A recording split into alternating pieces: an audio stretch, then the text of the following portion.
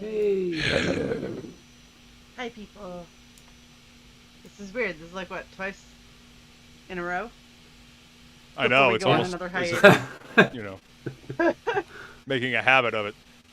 Thanks for sticking Life. with us, everyone. We know we've been kind of spotty. Life is a bitch. I ran to grab a drink, forgetting I'm on the second floor, and that it would take me longer. Sorry. How dare you?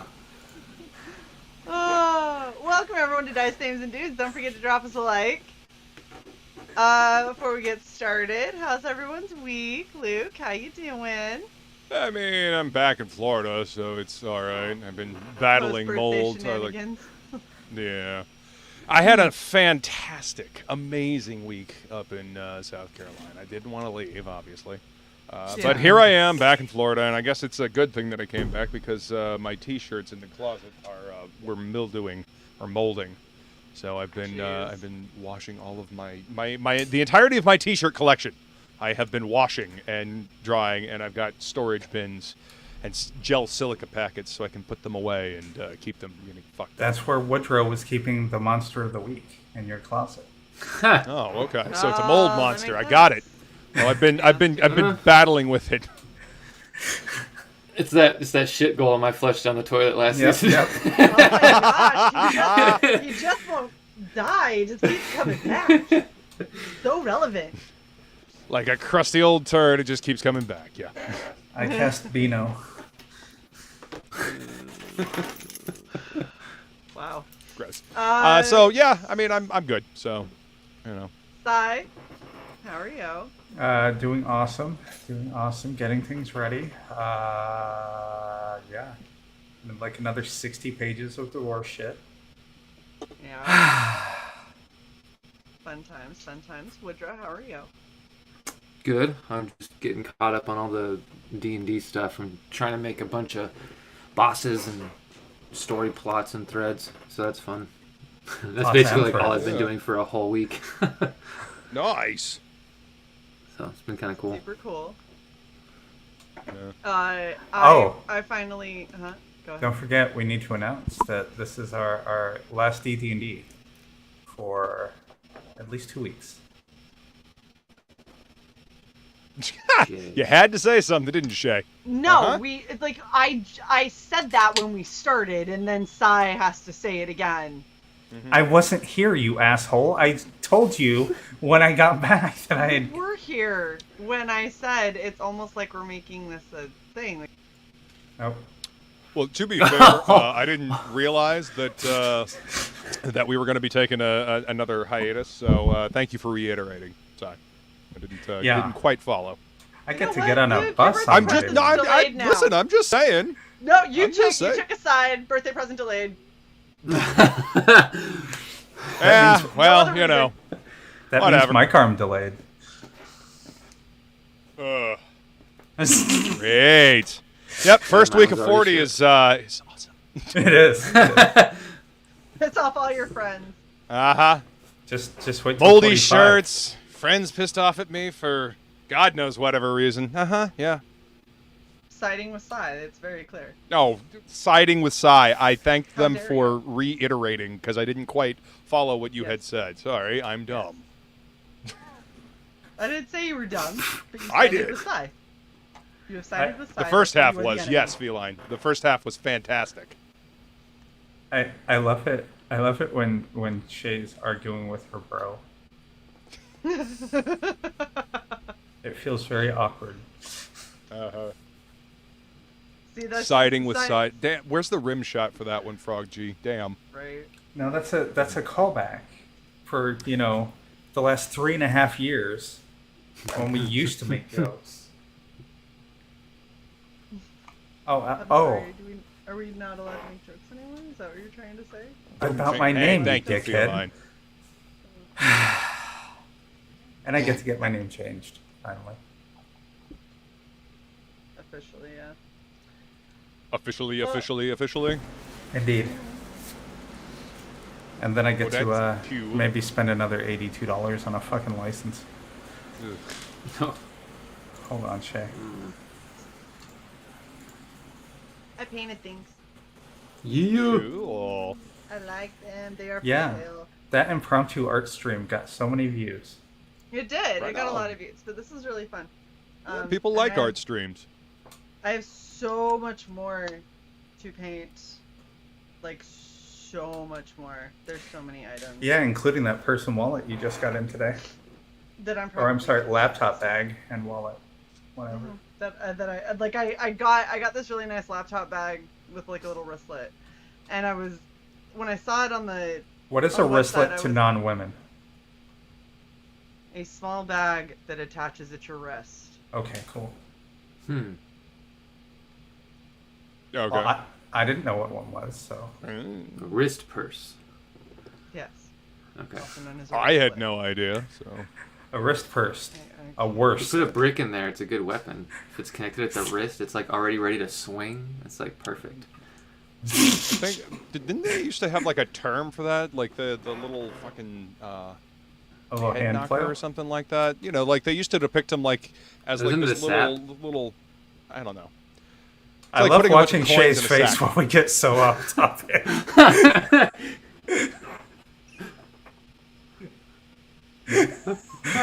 Shay, your face brings me joy. Bludgeon. Cudgel. Let's do the recap. Fuck this shit. I'm done talking.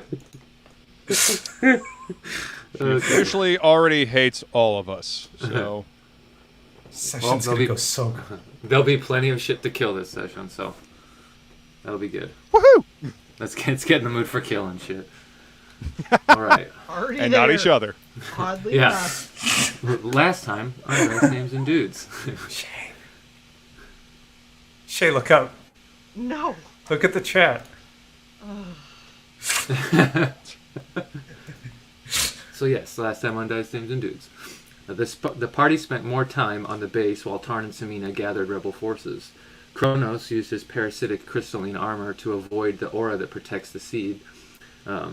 Inside it contained the memory of an entire universe that was preserved by the power of a wish that kept this seed, this universe seed, safe as Manos unleashed the armies of the abyss onto the material universe, material multiverse. These cycles of eternal conflict happen, empires rise and fall. While Kronos explored the theories and possibilities open to them now with this new information, Bryn was having more time to really get to know the other barbarians. Stellar wants to bring everyone together under a new tribal banner and wants Bryn's help. While everyone was enjoying themselves, Dis was warned by her patron that something was off, and that Gorn was close by.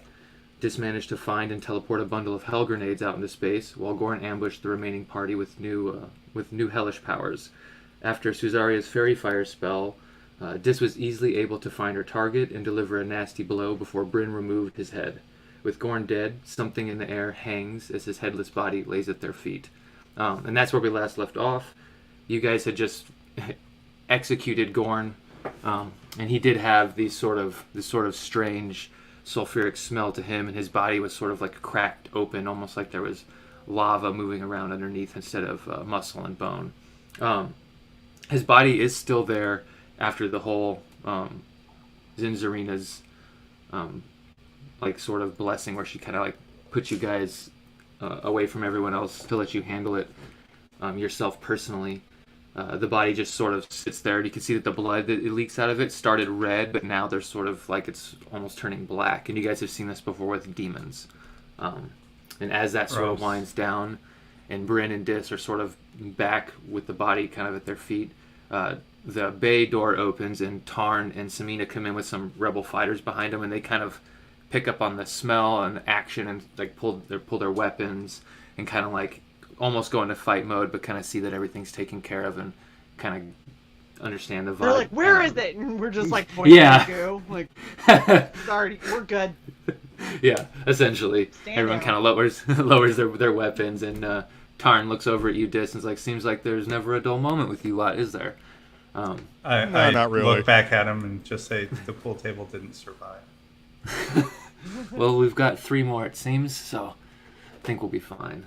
But Tarn looks over at Stellar and says, when you and your barbarians are ready, you can get your ship on our cruiser, and we're gonna head into position and get ready for our assault. I didn't hear the P. Get your shit on our cruiser. Get your shit together. Sorry. So the way they're talking, you get the sense that Tarn and Samina have essentially gathered what rebel forces are coming, and they've sort of got their little armada gathered and are picking up the barbarians. Tarn looks to you and goes, like, we've got about, I would say, 22 hours before we get started, so make use of the time as you will.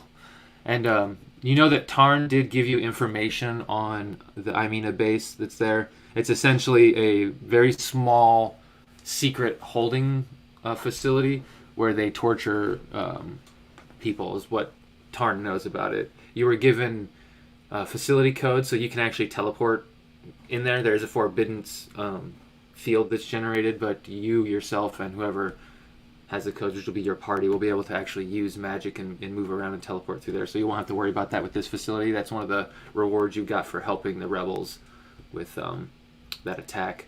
And then one of the things he tells you is that their job there is essentially just to keep the elf armada busy while you guys handle your business down there, and give you essentially a window to escape, so the whole planet's defenses doesn't just come down on you at once.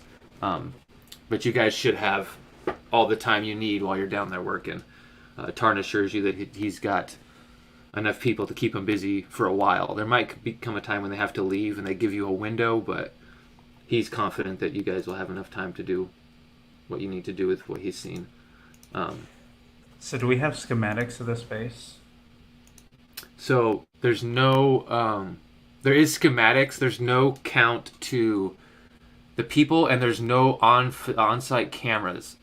It's like a top secret facility where they're doing torturing and stuff. The elves didn't want any of this on record, so there's actually no cameras on site.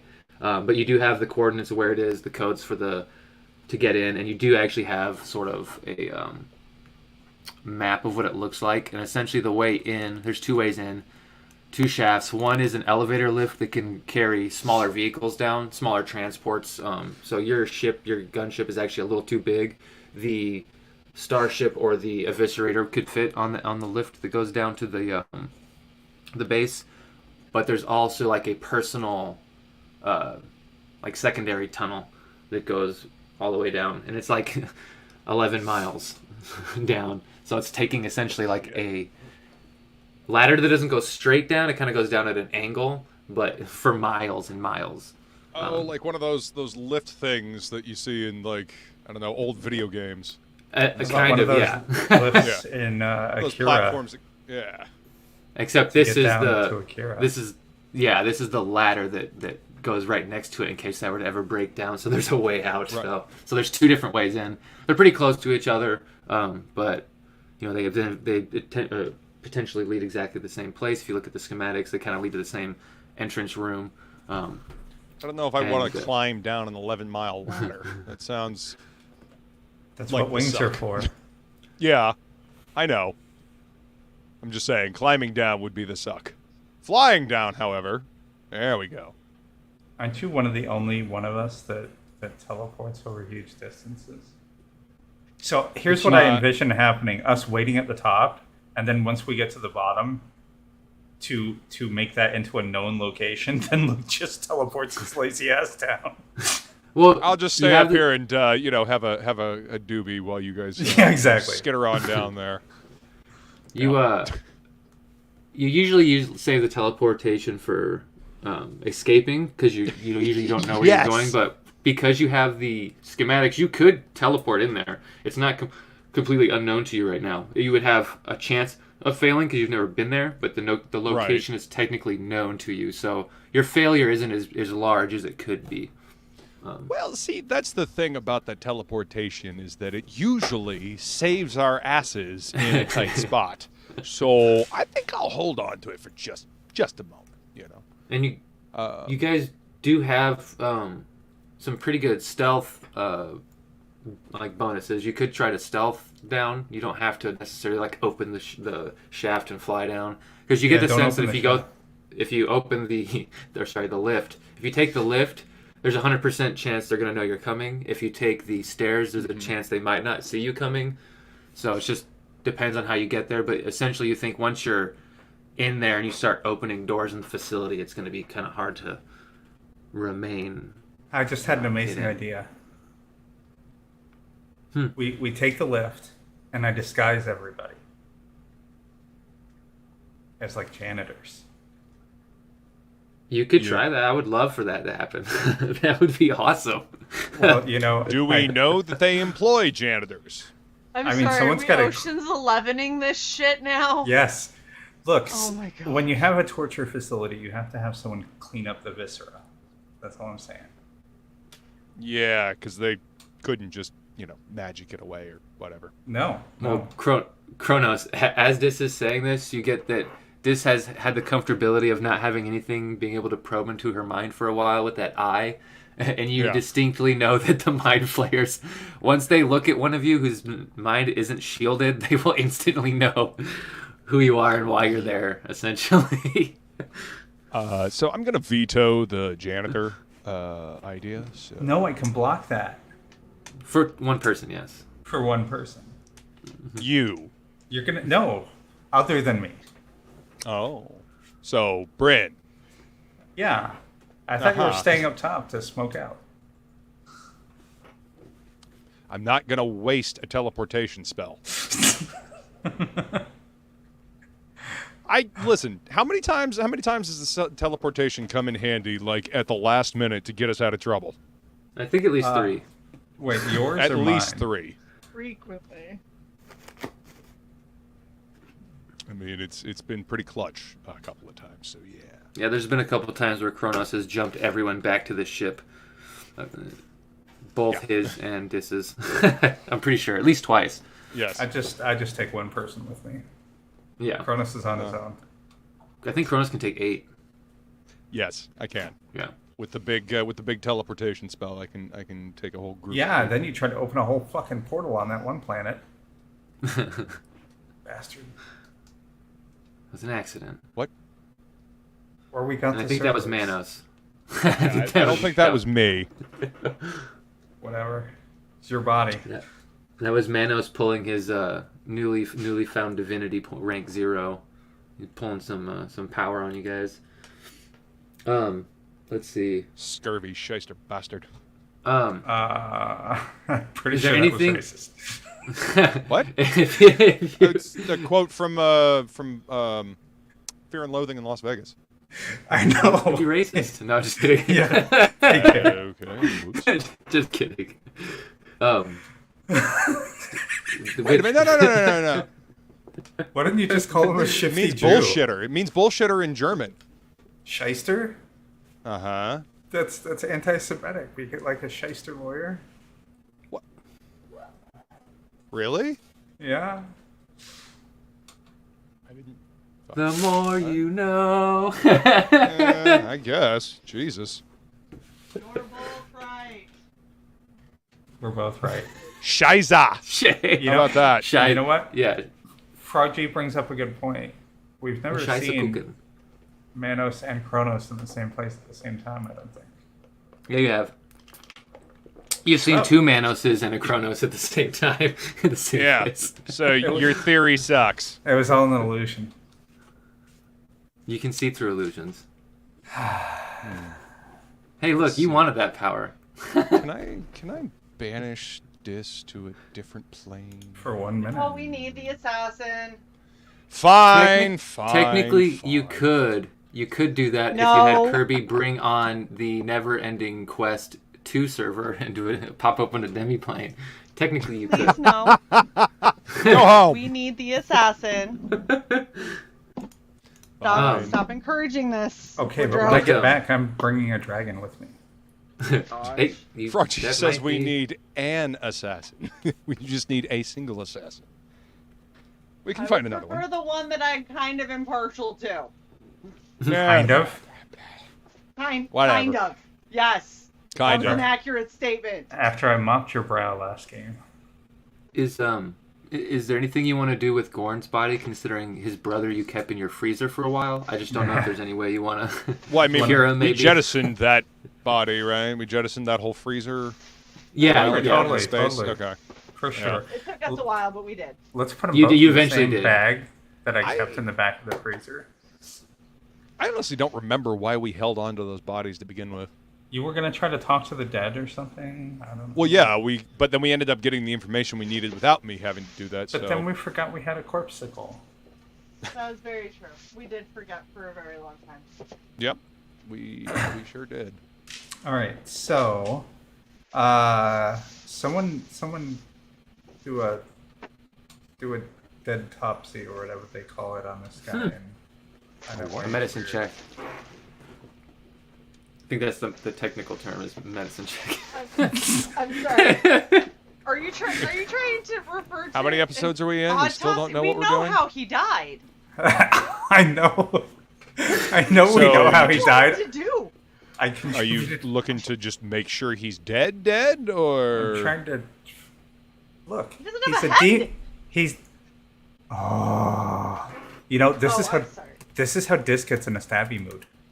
You know what? This Stab the put head. me in a stabby mood before we started, so fuck off.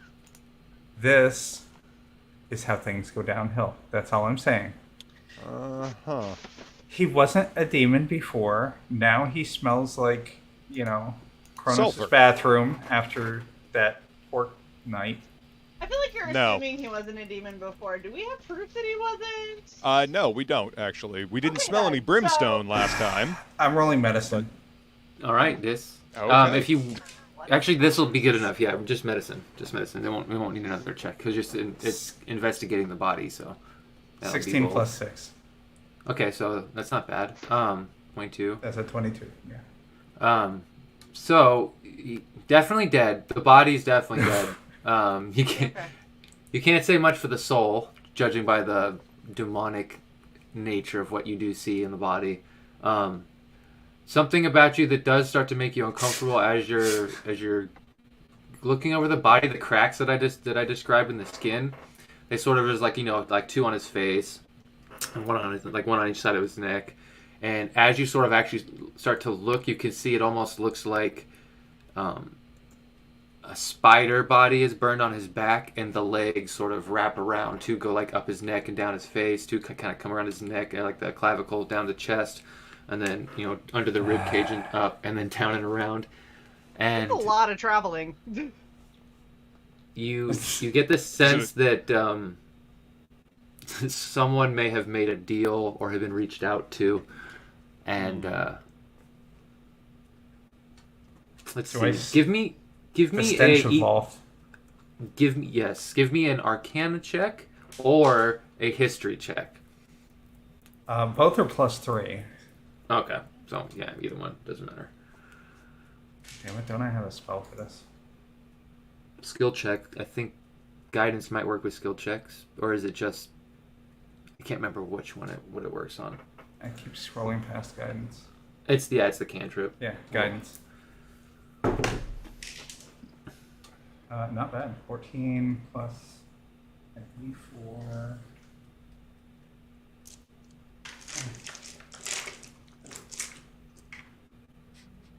Sounds like you just always rolled 20 Brimstone and D4. elderberries. I can always find it when I'm trying to walk. Brimstone and elderberry. 17 plus. Your father was a What'd you house say and this hamster, was? and your mother smelt of brimstone and elderberries. Go away, I Arcana. shall taunt you a second time. Dirty 20.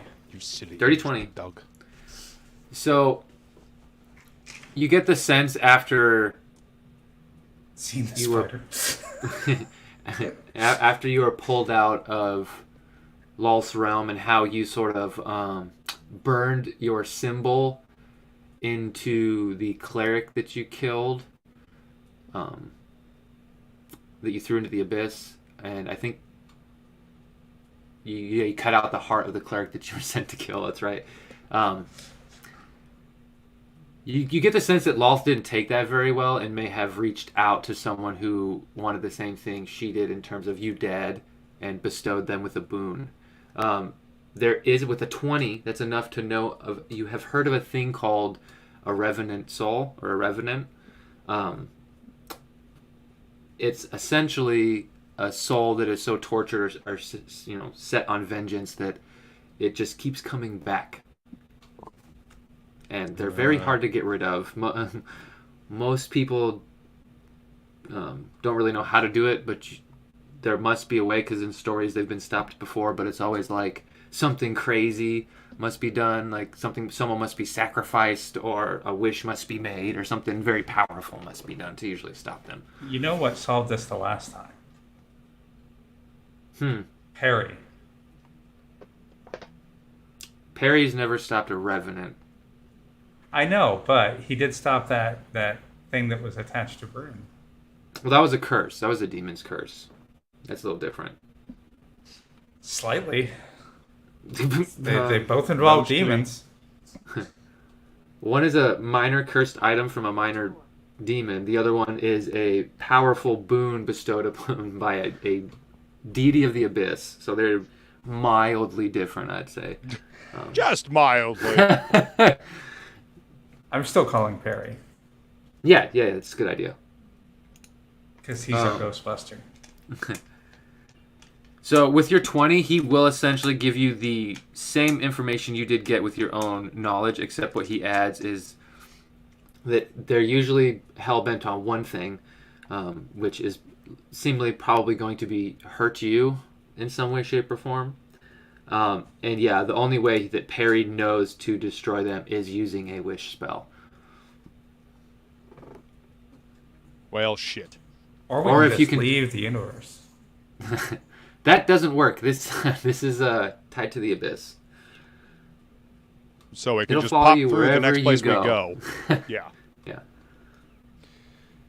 Sounds like it's kill or be killed. Repeatedly. How about kill? Mm-hmm. So, I mean, if those are Perry, only how two do we kill options. the soul? I mean, like salt or Throw a diss at it. some kind of rhythmic chanting or... Go to the abyss and find it while it's destroyed. I don't want to go back. I was just there. And plus, it's not going to be easy to find. Like how Diss is all whiny bitch about it. I don't want to go back.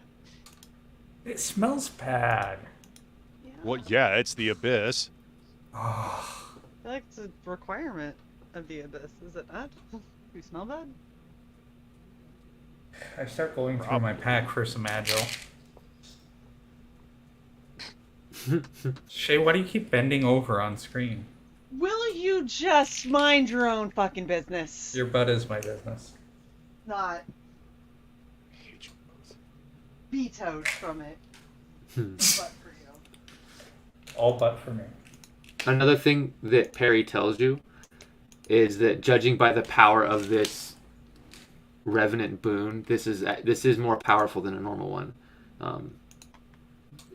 He's not exactly sure the extent of what it will take to track this soul down. Like if it was bestowed by Lolth, judging by the symbol that was burned on the orc's body, finding it could be hard, and that could be something you could have Perry focus on if you like, but that would essentially take him off the planar travel project and put his attention on finding this Gorn's spirit in the abyss. How's that coming, by the way?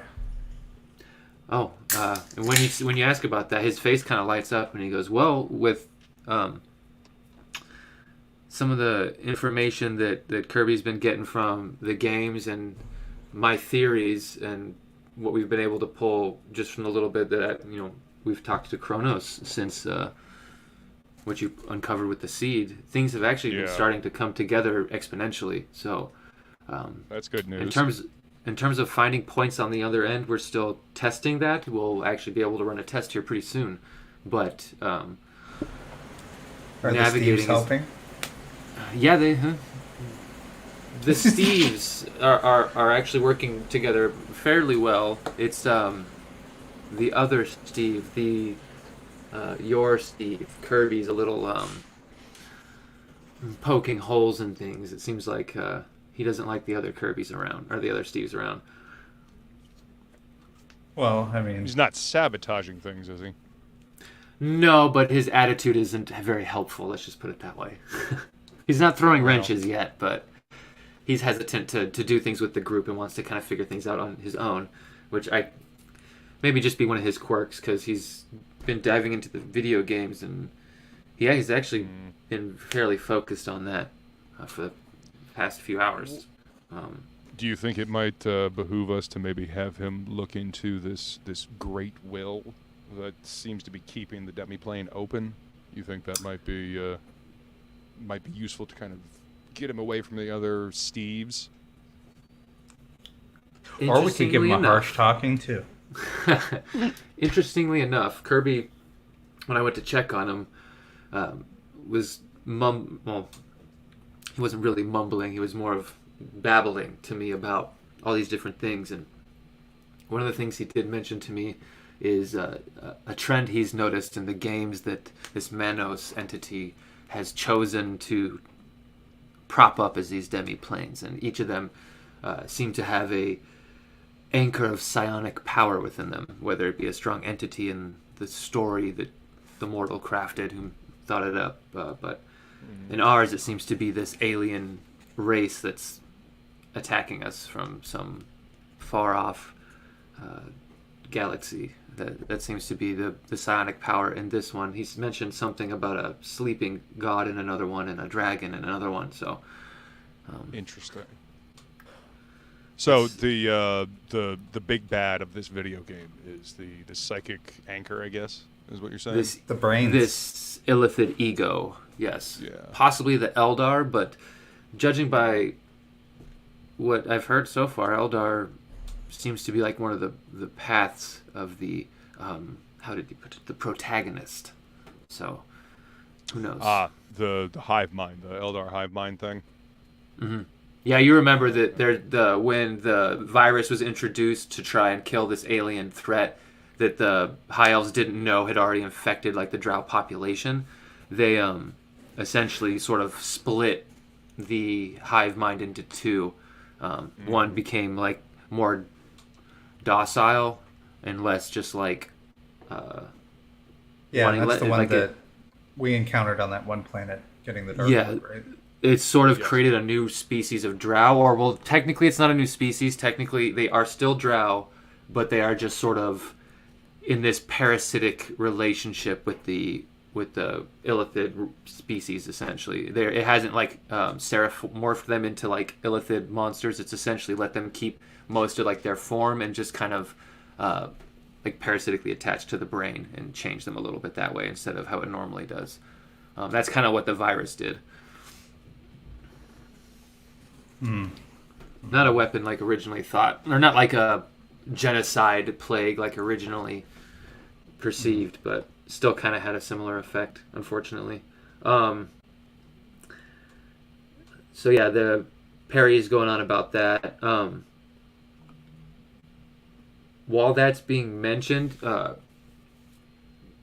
Zalnan is kind of getting coming back from the kitchen with some of the food, going to where the rooms are where he's been staying. And you can see, like, as Perry and you were kind of talking about all the stuff, he hears, like, the ego and the Eldar, and kind of, like, looks over.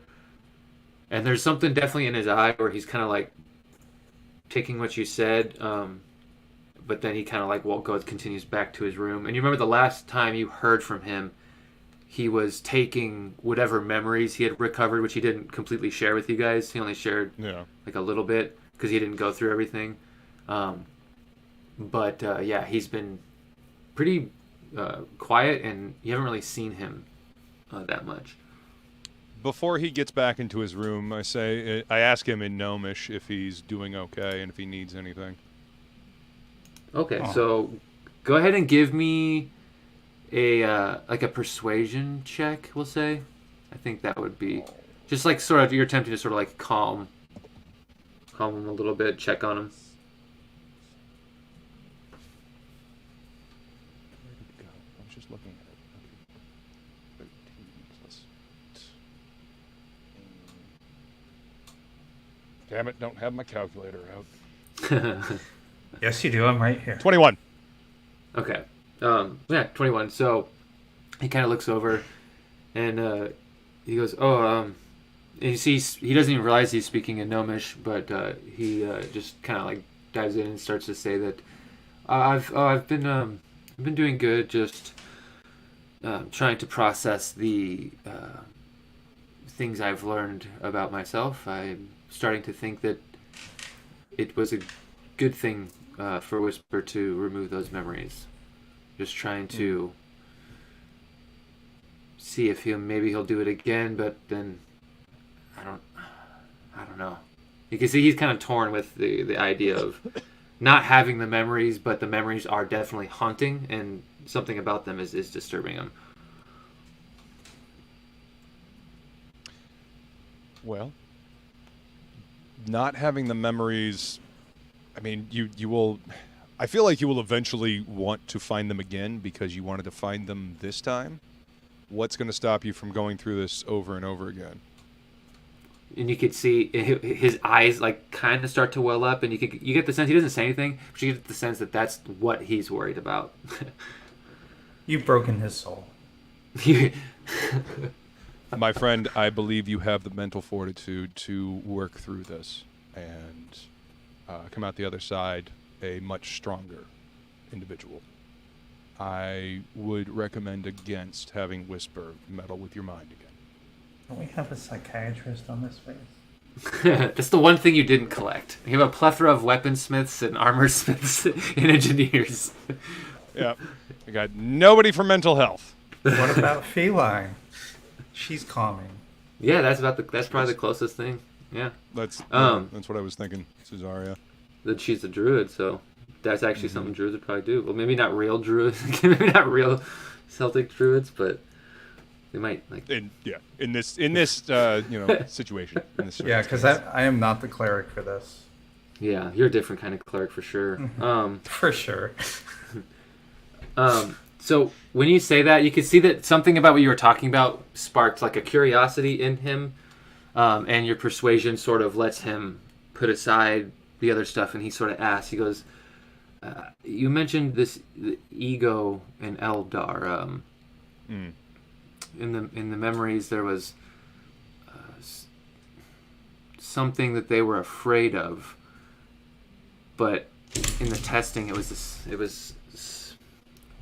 I'm just curious. What do you mean when you speak of these things exactly?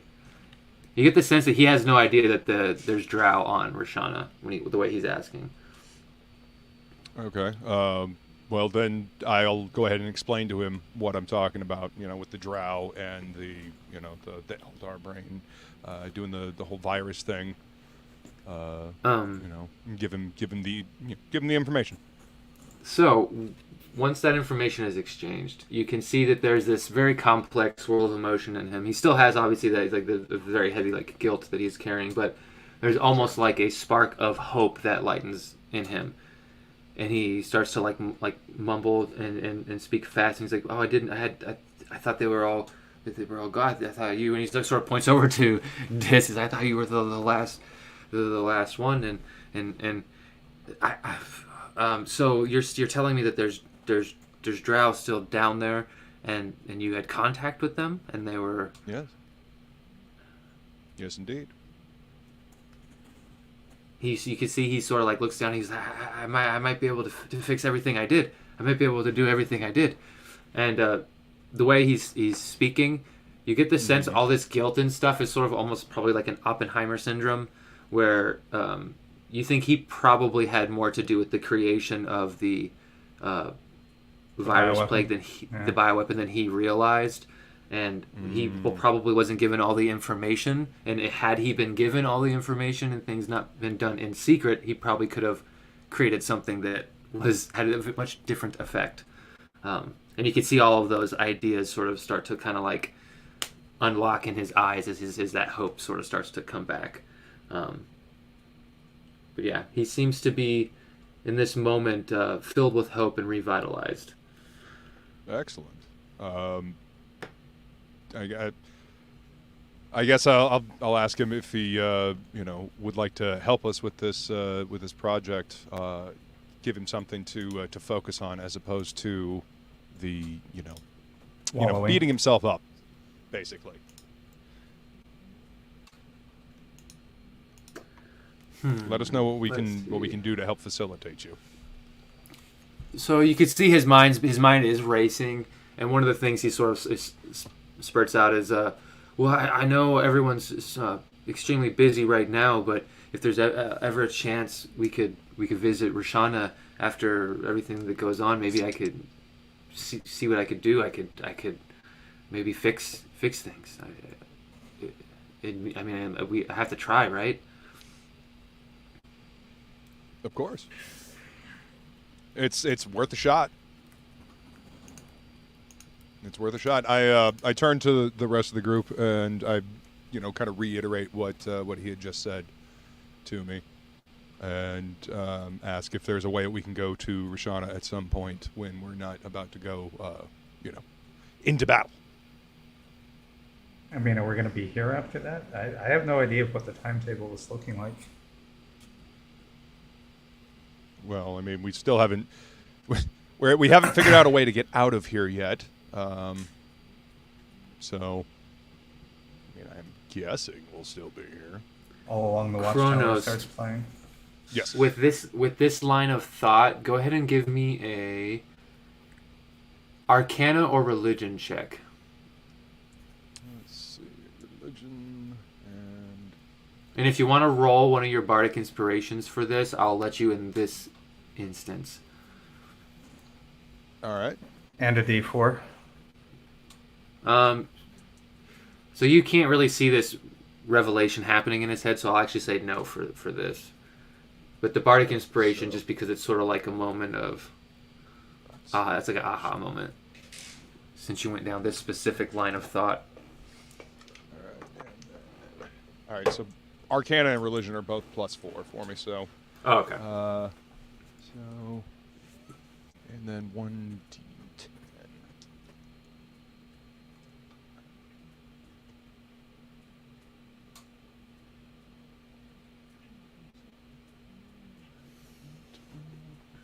Eight plus 4, so 24 altogether. 24 altogether. That's pretty good.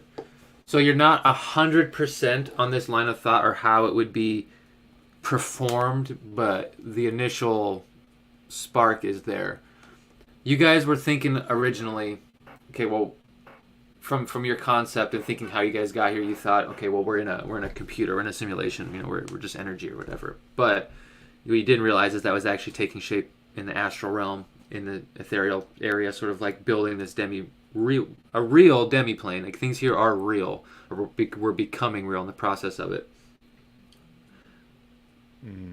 With that line of thought, escaping it makes sense that, if we left and things shut down, there would be nothing where we came from. But with the way things are shaping, you're realizing that if you kill Manos, all this stuff will essentially be in a state of flux, a state of chaos, because there will be no sort of will holding everything together, essentially, unless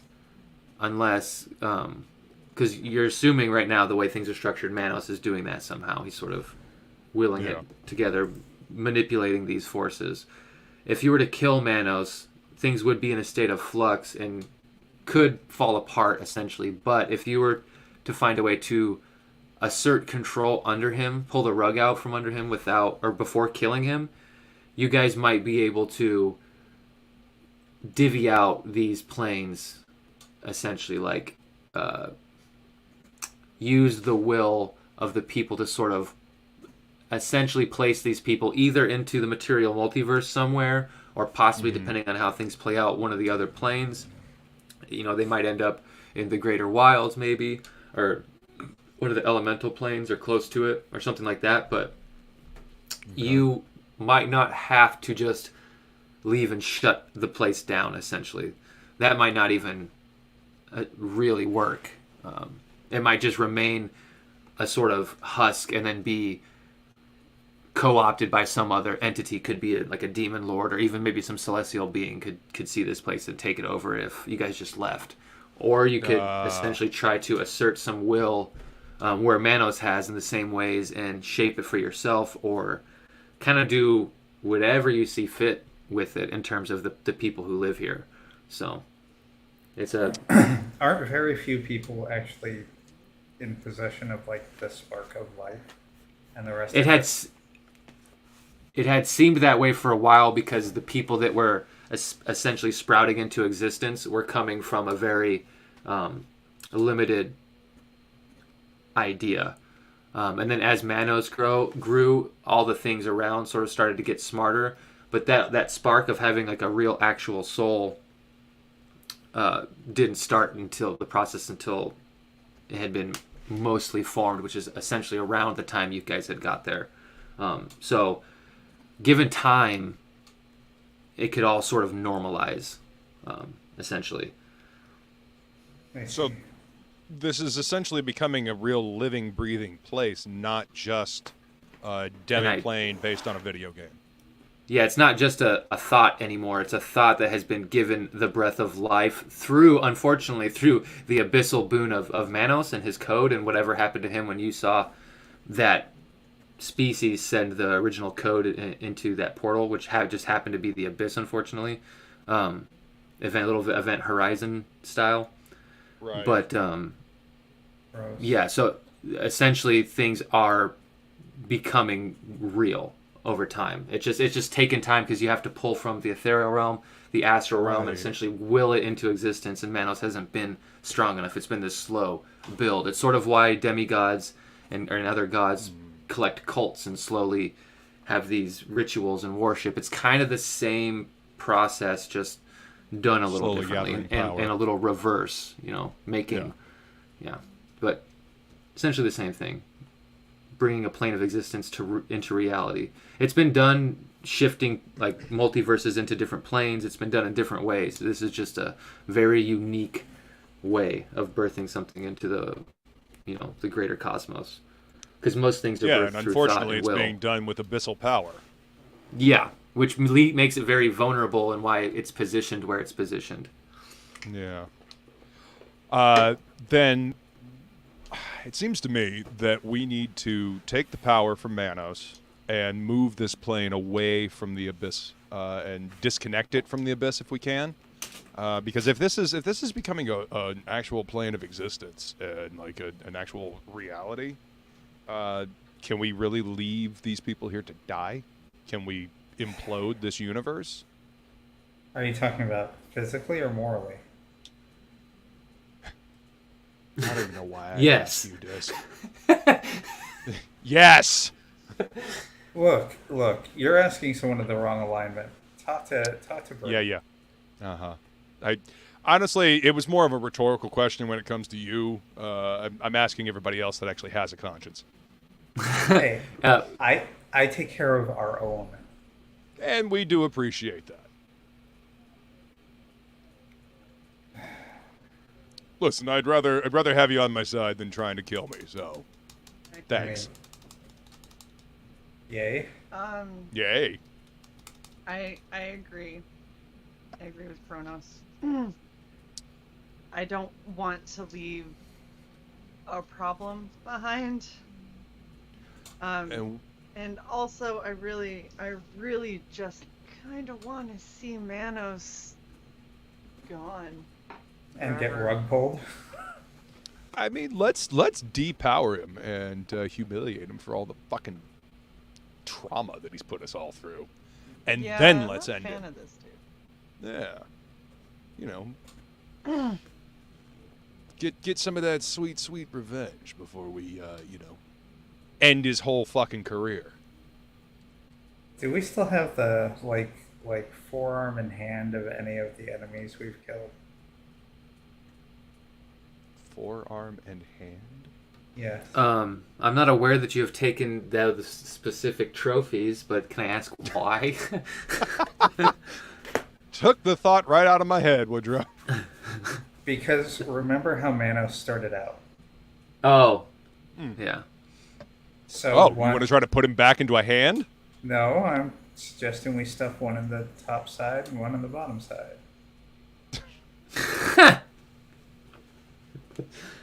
Once we kill him, you know what? I'll play him leave like that an up to accordion. You go ahead and you go to town. Des. Just cast enlarge on yourself and. I cut off Gorn's right arm. This one will do until we get something bigger. Oh god. Can you cast enlarge on the arm? Maybe. Yeah. Once it's I been think- I was gonna say inserted. after it's inserted though. After. It's inserted. Oh, Ant-Man style. That's. I mean, Pop. can we go back to that place that had all the giants? And I'll just reduce one of their arms. And then just let it go back to normal size. No, and then reverse it with an enlarge, so it Oh. instantly. So we skip the normal step. We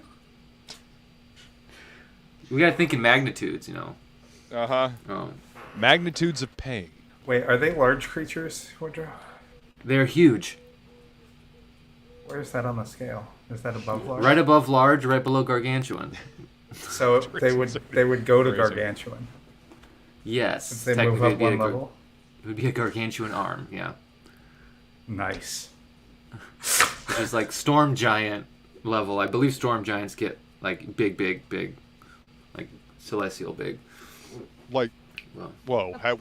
How big are we talking? Like, I think storm giants are like 30 feet to 45 feet. I can't remember though. It's been a long time since I've looked at like the actual sizes from. I haven't looked at sizes of things since like 3.5, and that's when they still had colossal in the size groups. They don't have that Yeah. anymore.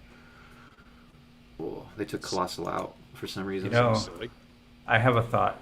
Oh, butts are tight. Some are, yeah, for sure. For sure. Not, when Not you're done. anymore. Yeah, you had the same thought. The same thought. Butts were tight. Jesus. Butts were You're, tight. you're playing with 5-year-olds, so. It's like living with a 6-year-old. You said duty. My cat's but yeah. breath smells like cat food. You have roughly like 20 hours before you guys essentially need to do this assault on Imena and go get the body of Kirby's avatar so you can figure out how to get this Manos code out of you and possibly track him down with the information. That would be awesome. Yeah. So I'm gonna rest because I got a little explodey. Okay. When you go to trance for your rest, make me a Constitution saving throw, will you please? No, I will not. Where are my Can't spells? make me. You cannot. Can I rage so I have advantage on Constitution saving throws? So you're gonna rage right before you go into a Yep, trance. yep. Rage trance. Angry trancing. I'm pissed off, but I'm gonna trance anyway. I don't like that. Oh, not bad. 22. 22. Actually, that's good. You're trying to beat a 21.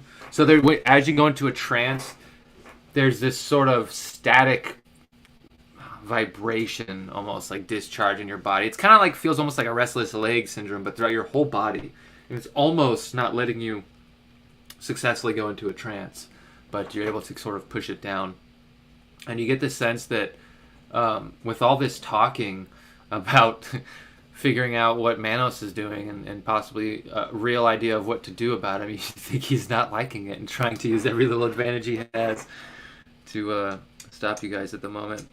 Let's see. All the more reason for us to find him and stamp him out.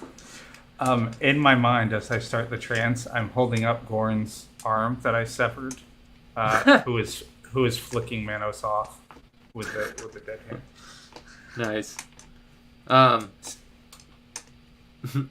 Osteroth was the place where we found the servers, right? That's where the giants were trying to get home. No, that was Terrace. So Osteroth Terrace, is actually okay. yeah. So there was a space station of elves that left like the Elvish homeworld when the the plague broke out. So as Drow were evolving in that dark world, there was actually like a space station of elves very far out in the vacuum of space that was kind of like evolving in space. So they're called void elves. You saw a few of them on Persine. They've got like elongated features because they're living in 0G. So they're kind of like Nosferatu elves almost. Really long ears, all black eyes, really long. Tell me they get a negative to charisma. Just because they look funny. That's hideous. No, most things don't get negatives anymore because everything has to be super friendly and pat on the back, and nothing can be violent or mean. Have they met us? No, they haven't. Really? Like that just seems kind of silly in a game where most people become murder hobos. I know, yeah. It all seems a little silly when you really break it down and think about it, so... Jesus. Only in this day and age will we have limitations on imagination. Yeah. Because, How dare you imagine the wrong way? Well, not only that, you have to include everyone in your own private imagination. Duh. You've offended me. Wait, is Manos That's the whole in a thing wheelchair? about imagination. It's Oh my God. limitless. Anyway, I mean, is this a handy-capable dungeon? Manos was handicapped when you cut off the arm on Kirby, but other than that, I don't think so. Let's see, prison cell. Okay, I think I got everything here. Yeah, so in the next 20 hours, we have resting. Is there anything else you guys want to do in preparation for this attack? Anything you want to make sure you have on you, or maybe anything you want to tweak on your gear, or anything like that? I believe you already made potions. Go ahead. yeah, I was check your inventory of potions, everybody. Make sure see how many you've got. Bryn Okay, you haven't has. touched yours? Okay. Yeah, I was looking at hers because I was installing them into the internal docks on the armor. I think she's got 2 supreme and 2 greater. Yeah, Okay. I think I traded her a supreme for a greater, which is how I Okay. ended up with 2 graders. But to be honest, the graders do less than my healing at this point, so Why aren't you special? Yeah, but you'll want your slots to do other things than just heal. So yeah, Yeah. that is true. I don't have a how lot many of slots. how many potions? How many healing potions do you have, Des? 2. 2. Okay. Do I still have enough stuff to whip up some more So greater healing potions? you've only been making potions with your with the supplies you've bought. I haven't marked down you making anything else yet, so you still do have some resources if you want to focus them on more potions. You can. You are getting low since from the last time you re-upped, but yeah, you've only been making potions, so you still got some. Okay. Maybe the ants have squeezed some more out of your tree. It's getting to a spot where you might be able to have a first harvest from actually your young sapling. It won't be a huge yield, but you might be able to actually start getting some stuff out of there. Don't yield shame the sapling. The sapling's doing so Hey, good. I'm so hard. happy with Fanghorn. You know, I'm very happy with that Fanghorn. You know, so will not be shaming, and I'm just glad that the young sapling is doing well. Hey, should we feed the rest of Gordon's body to the sapling? Would that help? You don't. Mulch, compost. You don't think giving demon ichor to a tree is a good idea? You do remember the plant that you killed very early on in the season that was taking over part of Susaria's grove where she was living? That was somewhat of a demon plant, so you definitely don't want to make any more of that. No, no, not especially not now that Fanghorn can get up and walk around. Yeah, no. Let's not do Still that. I don't think the calling it ants triggered. would be too happy about that either. All right, so Luke needs to do his potions.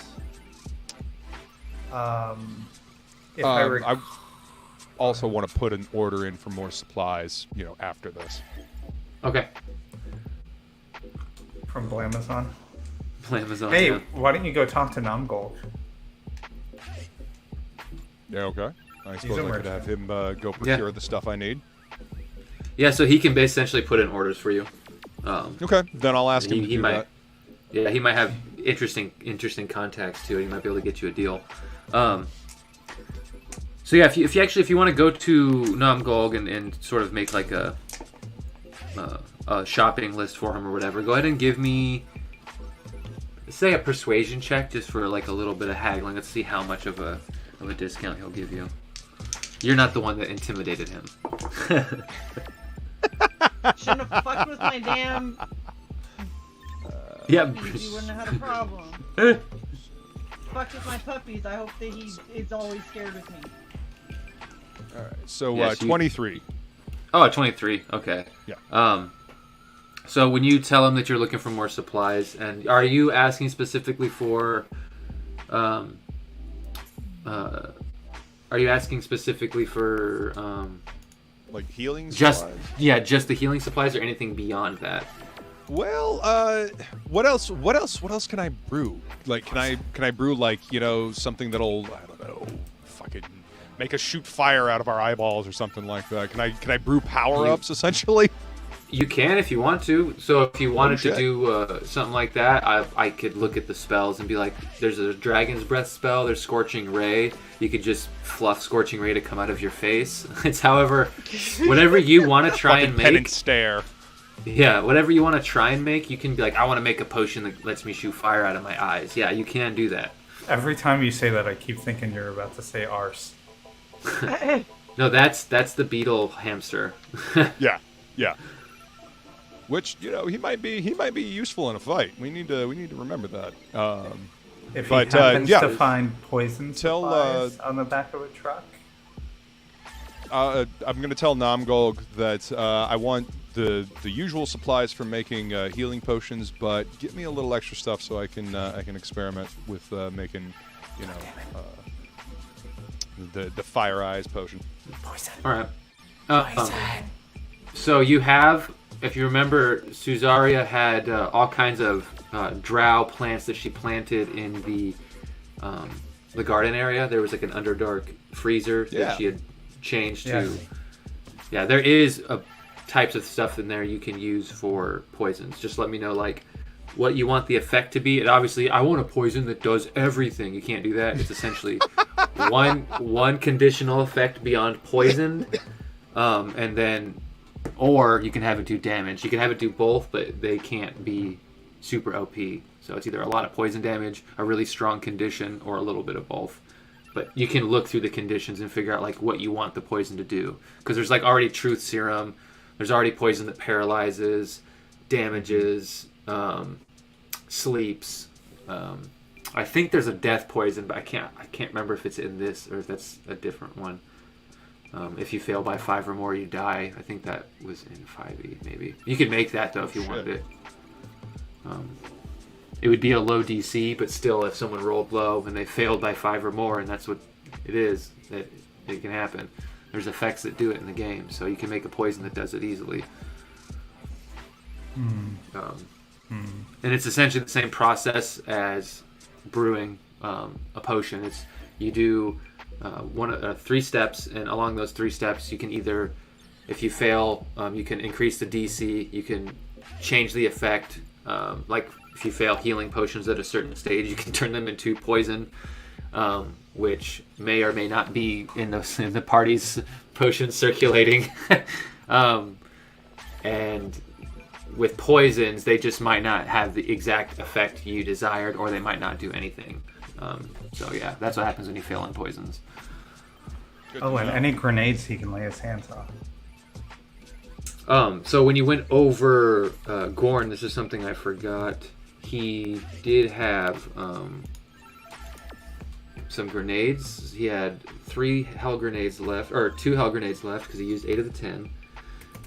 And he also had 2 like metal tonfas. I think they act as clubs, so they only do a d6 damage, but they have 5 charges that can actually stun people, similar to like a monk's stunning fist. And then he's got some power armor.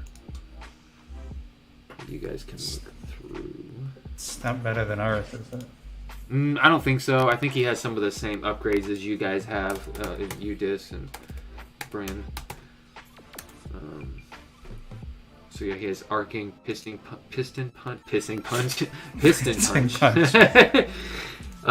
So what he has on his armor is he has the Brute Dynamics magic missile thing you had, because the one that you took from his brother's armor he had given to him. He has Hunter's Mark. He has an orbital strike drone. So this is interesting. It's got that thing that's on the front of his chest that's sort of like a giant Iron Man arc reactor that shoots. It's actually a drone that can disconnect and move around, sort of like the Moonbeam spell. It's sort of like a Skyfall beam that he can turn on, or it can do like a line attack that's really strong once, or it can kind of stay on over time and be moved around with your bonus action, similar to the Moonbeam spell, except you don't have to concentrate on it because it's a piece of tech. Right. And he has internal docks, so if someone else wants internal docks on their power armor, you can get some. I have them. Oh, you have them already? Okay, I didn't know if you had them two. yet. Okay. Yeah, that's where I keep my laser pistol. Oh no, internal docks, like things that will pump potions into your bloodstream from your power armor as a reaction, instead of having to drink them. Yeah. Sure. Wait, does Bryn have that yet? Because I'd Yeah. rather a tank have them. She got them from Vishmal's power armor when she killed him ritually for the barbarian tribe. Nice. She also got the Shadow Walker, or whatever it's called, the piece of tech that basically casts Pass Without a Trace. So when you're about to do like a stealth mission, if you stand within, I think, 30 feet or maybe only 10 feet of Bryn, she'll cast a spell, and anyone that stays next to her while you're stealthing will get a +10 to their stealth check. So while Dis like runs off with her fucking +37s or whatever, Right. Kronos and Bryn can actually stay behind and get +10s to their sneak while they stay back. So they don't have to be like, popping out and Hey, ruining a Shay. surprise. Cool. Good thing to remember. Don't have to burn an invisibility spell. Yeah. I've already you still- forgotten it. So you still can. That would just add, Right. because visibility will give you and Bryn advantage on the roll as well as the +10. So you can. Stack Oh, okay. those. Okay, cool. All right, good to know. I was going to ask you, did I come out of that dream with either of the things I stole from I came out with a heart, so. Oh yeah, so Wasn't you there, do like, have. a short sword and a cloak? There was a I think? cloak of spider walk, and you can add that onto your sheet just through searching the inventory. It's like cloak of spider walking or something like that. It's just a cloak that allows you to spider walk. It may allow you to cast like web or something too. I can't remember. And then a +3 short sword, which you could obviously sell or trade or keep or whatever the fuck you want to do with it. So there's slippers of spider climbing and a spider staff. Those are the only two things when I search. Really? with There's no the cloak in word this? Spider. Oh. Weird. Oh, it might be the cloak of Iraq or something. Let me see, Iraq. The cloak of Iraq. Saddam's cloak. The cloak of Iraq. See below down cut any sort. Cloak of Oh, Iraq so yeah, it's monster. I would rather It's called look at Cloak the of- cloak and see a rack, but anyway. cloak of Arachnida. Arachnida. It's called something different in this, but that's what it is. Arachnida. It's essentially cloak of spider walking. It allows you to have resistance to poison, which I think you might already have as a drow.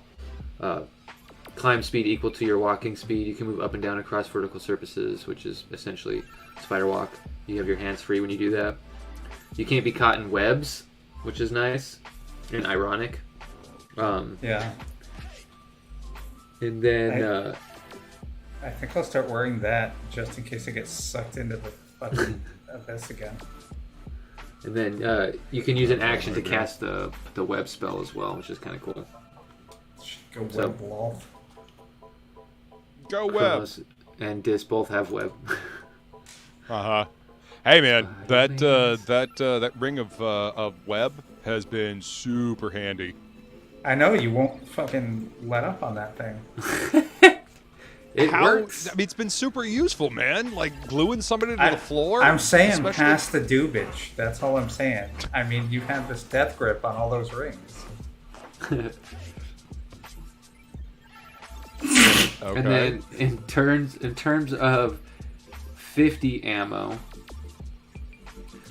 So one thing we did get wrong in one of the episodes is you used the stick and shock to do lightning damage, and I was just so focused on everything going on with the enemies and shit, I fucking didn't realize what I was doing. It's not an electricity bullet that does electricity damage. It's it forces the target to make a Constitution save and then essentially be stunned. So it doesn't actually do any electricity damage. It's a non-lethal. So you have used that incorrectly. So I set a bad precedent with that or whatever. I caught it when I was rewatching episodes. I was like, oh, fucking damn it. I think that was the episode where I got it. No, it was the episode, a couple episodes after, where you first actually really used it against one of Manos's Matrix agents, because lightning damage does more damage to them.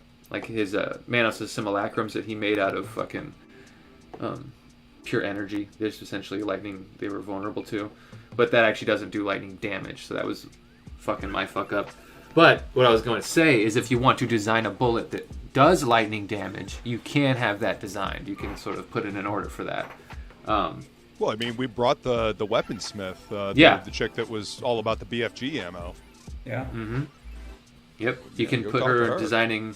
You can design ammo that does essentially any kind of elemental damage you want, or you can have it enact an effect similar to the poisons if you want, like the stick shocks, how they stun. You just kind of let me know what you want to make, and I'll essentially build it for you. Because if you're having the NPCs make it, you guys don't have to make the craft rolls. You just have to put forth the funds, essentially. So basically, right now, and I haven't been good at keeping track of my ammo. So let's just say I want to get more ammo. What can she make in 18 hours? In 18 hours, she could do anything that's already normal. So stick and shock, regular ammo, or the armor piercing, which is what you prefer because it does the +10. It has the +10 damage modifier instead of using your dexterity.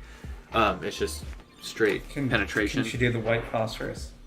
Yes, she can do that too. That's relatively simple. And white phosphorus is. Do you have the incinerator rounds, right? I think the rules, it does damage over time, correct?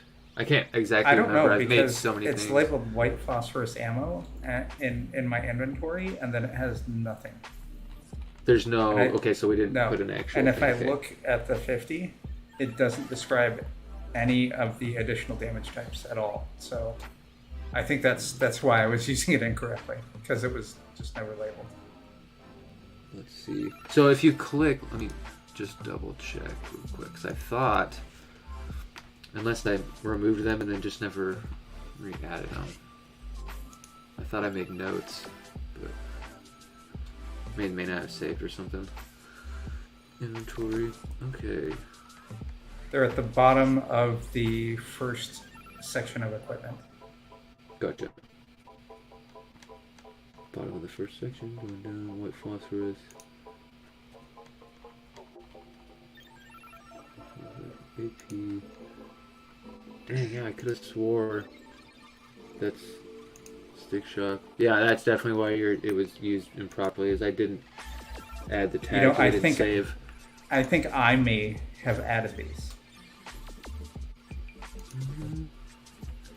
I think these custom ones you did, but I could have swore at some point, because I went through the equipment thing, and I remember specifically copying and pasting the stick and shock, which is why I remember what it does. But I thought I put them on your sheet, but apparently I didn't, so that's my bad. But I will fix that over our break. White phosphorus, essentially what it's going to do, it's going to do the 6d8 damage. And if I look in my notes for... I think it does. Yeah, overtime damage. So essentially they have to make a dexterity saving throw 13 on the next round, or they take half the damage again, 3d8 fire damage, until they can put it out, because the white phosphorus essentially just sticks to them and continues to fucking burn. Okay, so that was white phosphorus. I'm just adding it into the description here. Yeah. Since you're bothering saying it, I don't want to. I'm gonna put the stick and shock in the description right now too. DC Constitution 15 saving throw or be stunned. Failed. 3D. Did you see say D8 on the white cross wrist? Yeah, 6d8 and then 3d8 after on the subsequent turns. Per turn or per round? I always get them confused. It'd be round. Okay. Yeah. Cool. Turn, it would imply everyone's turn. It burns. But when you say that, it's kind of confusing at first. You're like, wait, hold on. Let's see. They must make the save at the end of their turn or remain stunned. There we go. There's a little descriptor on that one. Cool. Stick and shock. Boom. And the one I'm really worried about, the one I use the most, is the AP. So yeah, that's probably the easiest for her to make. Stick and shock is a little more intricate and with the nano gel, and white phosphorus is just volatile. But she can do all of that. She can do you like probably 10 good rounds of each, or focus and do 30 of like AP if you want. We'd rather have 30 more AP. And since you got them out, I'm gonna do a little bit of a percentage. Say 10%. So 250. It's gonna be okay. 2,250. Okay, so how about this? Because I hate non-round numbers. How about if my AP ammo, which I have 24 of now, we go up to 40, so that's 16 bullets. Mm-hmm. And everything else I have either 24 or 25 of. We knock those up. You want to knock those up to 30? Okay. Yeah. And what do you want to do? Just an even, like 2,500, or what are you looking for? No, I already subtracted the gold that you wanted. Oh, okay, gotcha. Oh, I see. Just even numbers in your inventory. Gotcha, Yeah. gotcha. Okay. I misunderstood. But yeah, no, that's easy enough to do. All right. And I've that's what she'll adjusted be the quantities. Hell yeah, aren't good.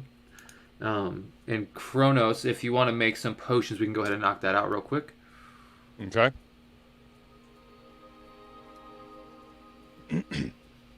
And And in your, I think you have a crafting skill, right? In your, or like a brewing skill in your skill set. Let's see. I believe. Don't. Engineering, tattoo, cipher, use computer, sleight of hand, stealth, performance, persuasion. No. No. Okay. Yeah. So then for you, I believe it is wisdom plus proficiency. Okay, so plus 8.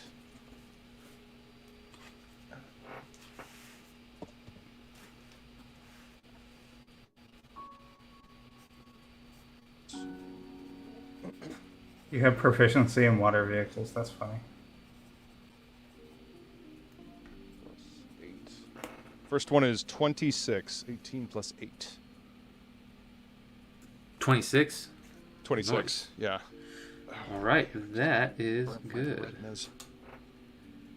Okay, 26, and then go ahead and give me your third check. Let me see, look up D&D potions so I can see which ones Jesus. to make. Because I always forget what they're called. The cloak of the rack gives the wearer breast size 5 times its normal size. Second one is 24. Nice. So okay, 24 is good because the DC didn't go up, so that is good. Okay. And minus 5 AC. Alright, and then for the third one.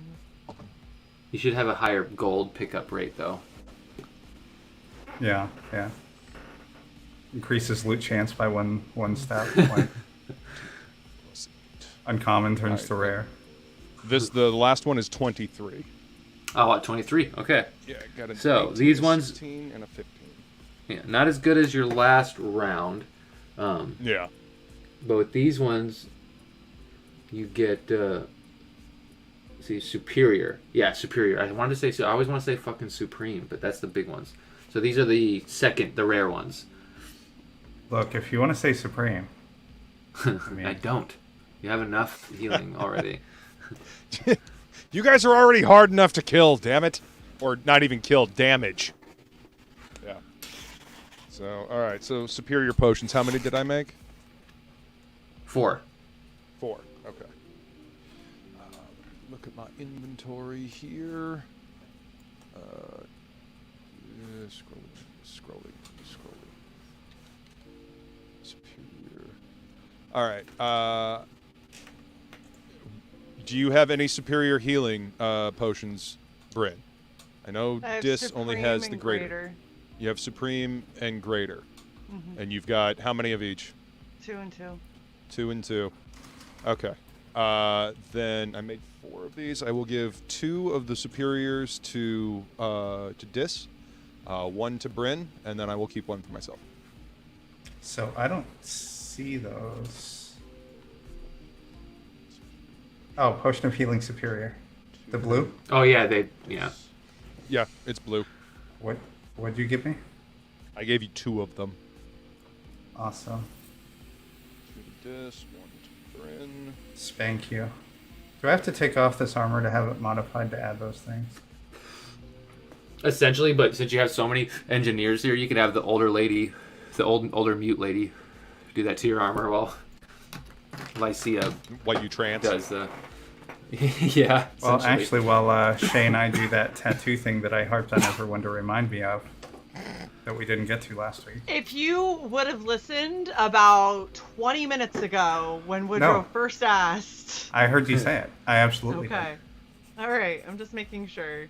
I've just been sitting here quiet while everybody is run amok.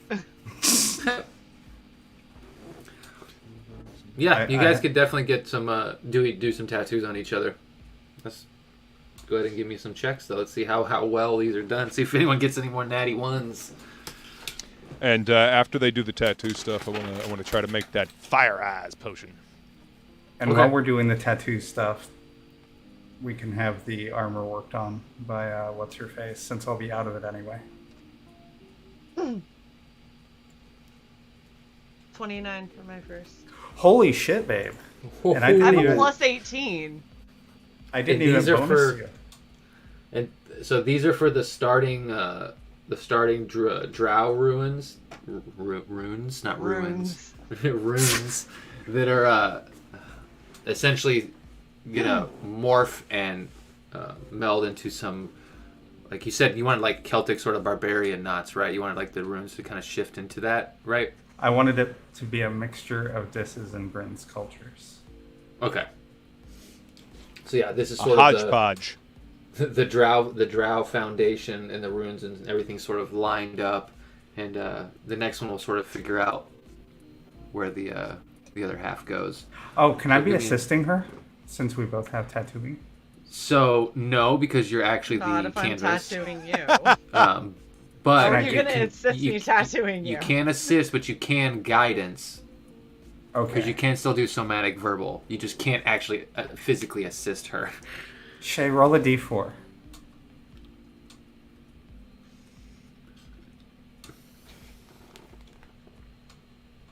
Plus 2 more then. So 31.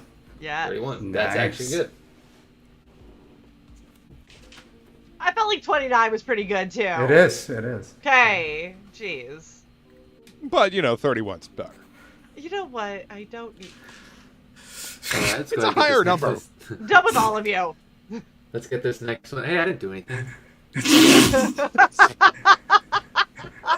Don't Just like, leave into me this. the hell out of it. I'm sorry. Okay. I need to stop laughing. I'm innocent, man. I'm waiting for your laugh. Oh. Eddie Murphy. I love you, babe. +4 or plus a d4. I love you. Your tattooing is what, plus 16 though? 18. Oh. Yeah. So, that's a 23 total. Oh. I rolled a 1. 23. Hey, at least it's on your own culture, right? Okay, 23 is good. That's not bad at all. 20 is like peak performance, and anything above that is just getting beyond peak, so. Because 30 is like, beyond mortal capabilities almost, so 31 is good. 23. And let's get one more for the finalization. Laying all the ink down, making sure it feels healthy.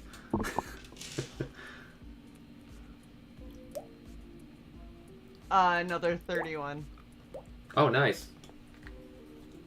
Okay, so with the 231s, something you notice is you kind of hear that Vasimir's voice in the back of your head again, Bryn. Not saying anything new or anything. You just kind of remember that saying when he said, I don't want to have to lie to you when I tell you I like it. It sort of like rings in the back of your head. And you put this tattoo on. And when you sort of lean back to admire your work and you do like that final sort of wiping, you look at it and you can see this almost shimmer it goes across the runes that you just did, the tattooing you just did. And it almost sets and seals, and you can see that the tattoo is healed. It's not bleeding anymore. You go to wipe it, and this you can actually feel, like you still feel all that pressure and sort of like that sort of like trauma of the area of skin where the tattoo was, but you don't feel like the pain that's there. You just can kind of feel that it was done. And it's kind of strange. Nice job, now man. it's your turn, Dis, if you wish to do tattoo on Bryn. Oh, yes. Oh, definitely. What tattoo are you getting, Bryn? Wow. I don't remember what I was supposed to be getting. So, in absence of anything specific, don't forget, you did have a tattoo of Axie, did you not? Yeah, like where it can... Yeah, you had one tattooed on you where it's like a magical tattoo, so you guys don't have to carry That's right. Yeah. the weapons. You can just literally summon them into your arms or hands. And Axie It's pretty handy, I got to admit. Axie has changed appearance since we did that tattoo. That's true. Yeah. You can go ahead and update it. Do you already have Skeggled on you somewhere? I don't think so.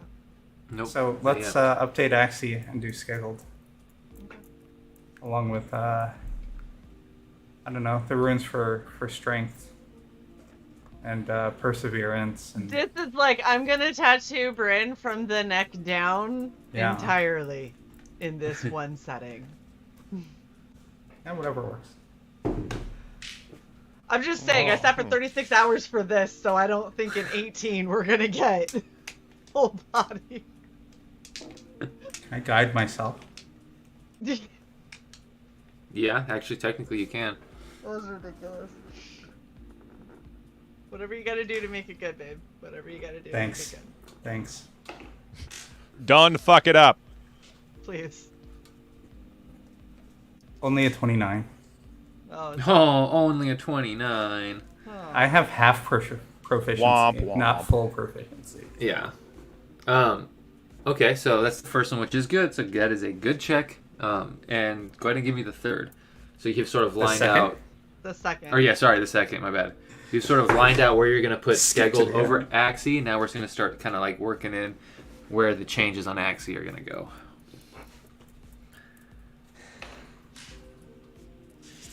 20 plus that. So a 29, but I got there differently.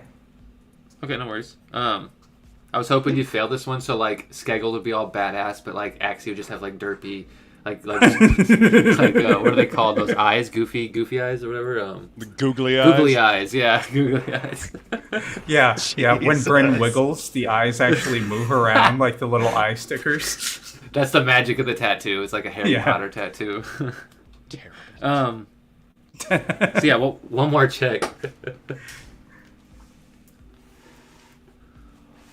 You know, I have a bad feeling about this. Is Kronos busy? Kronos, are you busy? In the last moments you have left with Suzaria? Well, I feel like yes. I stick my head in his door. Give me an inspiration. if it'll make you go away, here, be inspired. Fuck off. I feel better now. I imagine, yeah, you stick your head in the door and then Kronos just flips you off and you're like, I feel invigorated, and you leave. What is it, a D8? Yeah, it's a A D10, D10 I actually. think. Yeah. Yeah, D10 now. Yeah. Nice. Classy.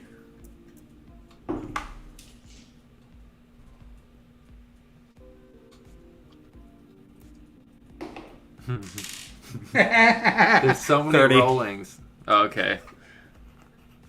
30. So with a 30, with at least one 30 on there, and the other one's being so close, same kind of thing happens. You finish the tattoo, you do the wipe away reveal. It's so popular on TikTok, and you notice that the same thing. There's no more blood at some point. I mean, obviously that normally happens, but it's just almost instant, and it's sort of like a magic sort of like shine that kind of goes over the lines and that tattoo itself.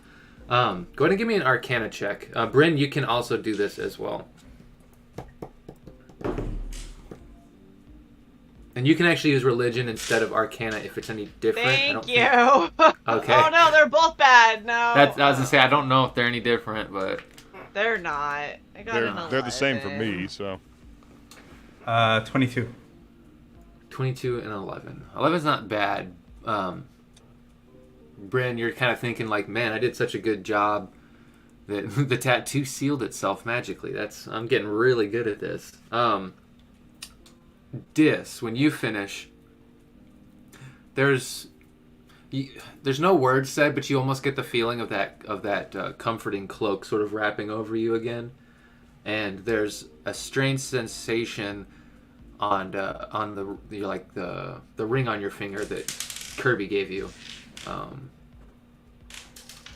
when I like you look at the ring. I like how all of these like rolls always go to the way that I imagine Bryn, where she's just blissfully unaware of everything around her. And every time you're like, roll to see if you notice anything, I'm like, Bryn's playing with butterflies. Like, I got a 0, and like, it just makes me laugh. You live in the moment. No one can. I do. I don't look. I'm not worried about like getting blessings and guidance from dead people. Look, how much more joy does Bryn have than the rest of us? Because she. That is true. I'm much happier. Mm-hmm. So I look at the ring. ring. Is bliss, so. You look at the ring and you get the sense that the ring is mundane now, but you don't feel that the magic has left. If that makes sense. Oh. Almost maybe you think it has been transferred. Interesting. So Kirby The has some wisdom slots ring? freed up. No, Kirby. Remember how Kirby gave you his rod of power? Oh yeah, yes. Yes. He gave them 2 rings, and one of them makes it so magic can't stop Bryn, and difficult terrain doesn't cost her extra movement, so Bryn can just like charge through, hard terrain, difficult terrain. And also magic can't restrain or paralyze her, so she can still be like stunned and stuff. So unfortunately there are still some things like mental whammies that can hit her, but with Dis's new boon from the blade, the combination of those 2 things, Bryn becomes essentially an unstoppable force of nature. She's the juggernaut. Yeah, essentially, when you give her that boon and the ring that Kirby gave her, you can't stop her anymore. Unstoppable. Yeah, So unless what they happens- physically try to if they're physically stronger than you, they can still restrain you, but magic can't do it. Just to be They clear. can only do it a little. Yeah. So the ring he gave me is my teleport ring. Does that mean I have it innate with 4 charges now? I don't think. That's the only effect on it. Hold on, I think you're looking at the wrong. Unless you're talking about the shield. Yeah, it should be the shield of Zinzarina. Oh, That because you gives said the- ring, so. Well, it's not a shield; it's a ring. If you look at it, the ring is called the shield of Zinzarina because it's a ring of protection. Oh. Just learned something new.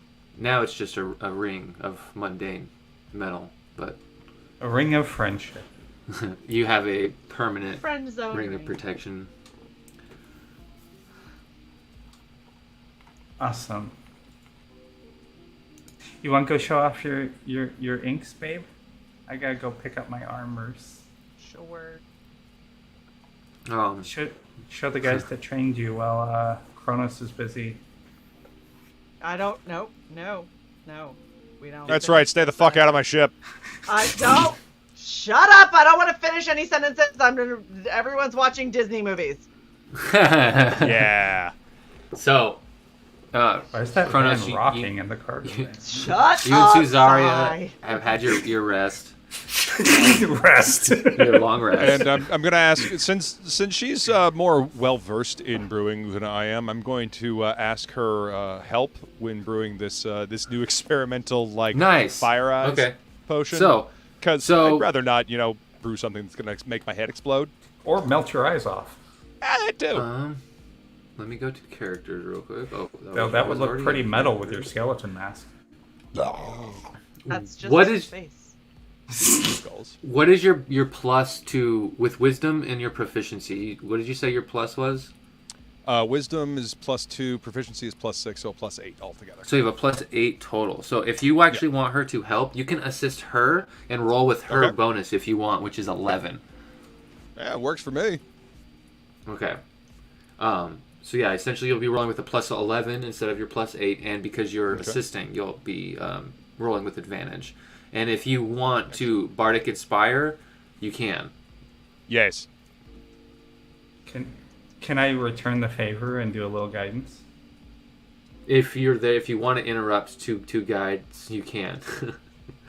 I'll allow it. I'll allow it. Aren't you going to pick up your armor? Yeah, I was just trying to repay the favor, bro. But if you I don't appreciate want the it. D4, Yeah. Yeah. No, I'll listen. I will take all the help I can get when it comes to not melting my brain. All right, so Oh yeah. hang on. Fire out of the I eyes. need That's to a write good down potion how to many mess up. pluses I got going on here. I got a +11, right? yeah, Yep. That's your base. Okay. Okay. plus 1d10, And then plus my D10 plus 1d4. plus 1d4. Okay. So yeah, this shows up while you guys are sort of brewing this fire eye potion and sticks around for you to do your checks and can guidance you for the skill challenge. Yeah, I felt your alarm and worry through the force. Well, terror is kind of my bag, so. Right. All right, so here we go. Calculator time. So it is a. Is it sad that you said calculator time and I perked up? That's 4. 10. All right, so that's a I rolled 38. that. Jesus. Jesus Christ. Well, that is good. That's You're the gonna make a highest thing I've ever high-level rolled. spell. That's the highest thing anyone's ever. No, I'm just kidding. I don't So go ahead and give me another check. know. Okay. And if you want to use another bardic inspiration, you can. But this is let's see. You've given 2, and I think you used 1 in the previous encounter. So do you have only like 2 more? Yeah, I've only got 2 more. Yeah. Okay. So yeah, you can use them. No worries. And then I you mean, don't I'm take your long rest. still going to get the long rest to get them back, right? Before we go into Yeah. battle, or I was assuming because this is strenuous activity, so I figured you'd do this before you rested. yes, yes, indeed. All right, so same setup as before. Second verse, same as the first, right? Yeah. With the d4 as well. Oh my god. Dirty bastard. By the way, that's 1 higher than I can even roll on my stealth. Well, when you're rolling a bunch of dice, it helps. Yeah, and when you're starting with a +11 anyway, so Yeah, a 20, a 10, a 4, and a +11. yes. So this is 35 for this one. All right. So let's Yep. see. This is gonna be. Oh, dude, this is gonna be a strong fucking potion. So we got the level of the spell at the beginning, and it's not gonna do anything different because you failed or you succeeded. Because you failed. 35. Yeah, well, 35 is the duration. So let me roll real quick. It could be up to an hour. Right on. No, you're stuck shooting fire out of your eyes for a week. Okay. I mean, I'm assuming I'm going to be able to control this. I don't want to be Okay, stuck like so- Cyclops. So it's not an hour. I actually rolled kind of low on that, but it's still not only 1 round, which is good. It's a minute, so that's 10 rounds. So that's still Hell yeah. pretty good. Right on. All right. Boss fight. And then Give me one more check. Alrighty. And okay, so yeah, just use the last bardic inspiration and use same dice. All right. 17, Where is my eraser? There it is. 3 and 8 plus 11. Ended up with another 35. 35. Yep. Okay. Potions are good to go. So essentially, let me look up this just to make sure I'm remembering this potion right. Your dick melts off. Yeah. Scorching ray.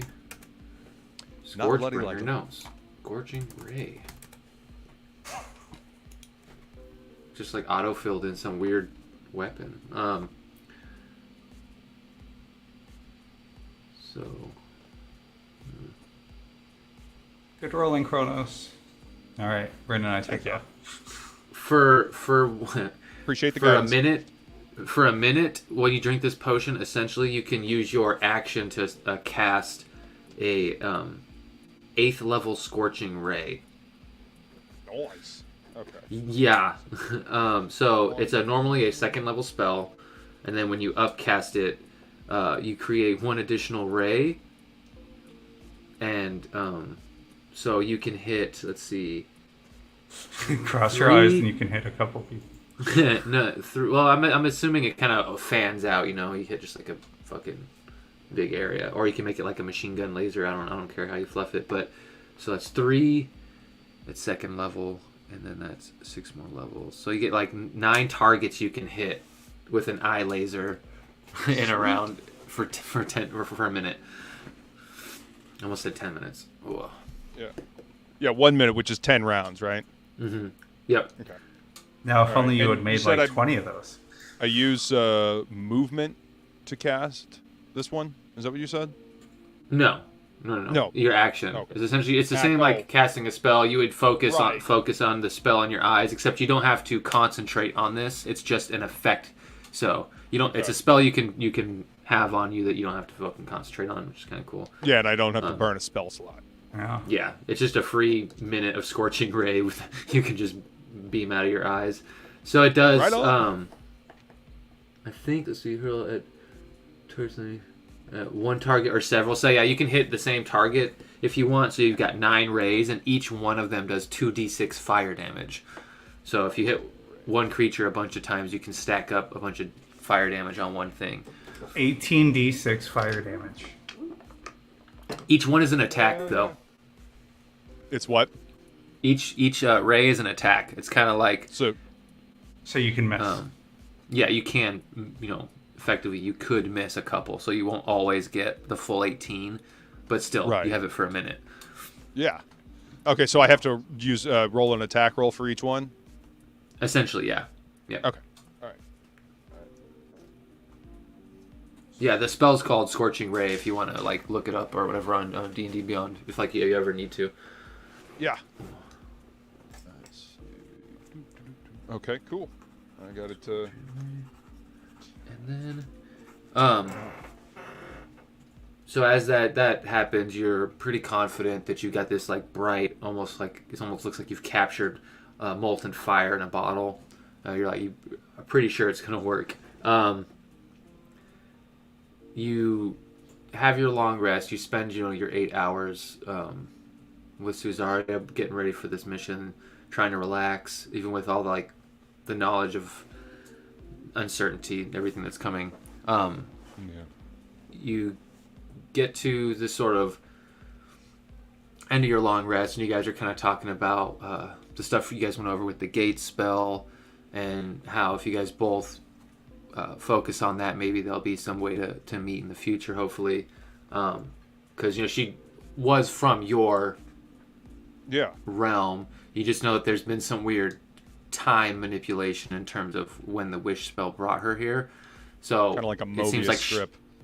it's almost like she was probably pulled out of her time by the wish spell and plopped into yours, is the way it seems to have worked, but you guys don't really know. So you guys are kind of discussing that, and you get your sort of last romantic moments when there's sort of a moment where you guys embrace, and there's this moment of warmth as you have your eyes closed and you sort of open them again, and she's gone. I fucking knew you were gonna say that. That's so sad. You asshole. You go to reach for the hourglass, and it is actually still there, except there's no sand in it anymore. It's just an empty hourglass, but you still have it, and it's pretty small, like a little trinket size hourglass. It's not very big. So that is yours to do with as you wish, but for now, I will put it on a chain and wear it around my neck. Nice. Okay. I'll get you some sand, Kronos.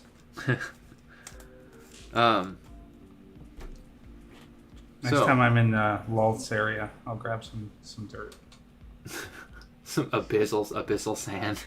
Yeah, that's great. Perfect. No, I'm good. I appreciate the thought, but no, thank you.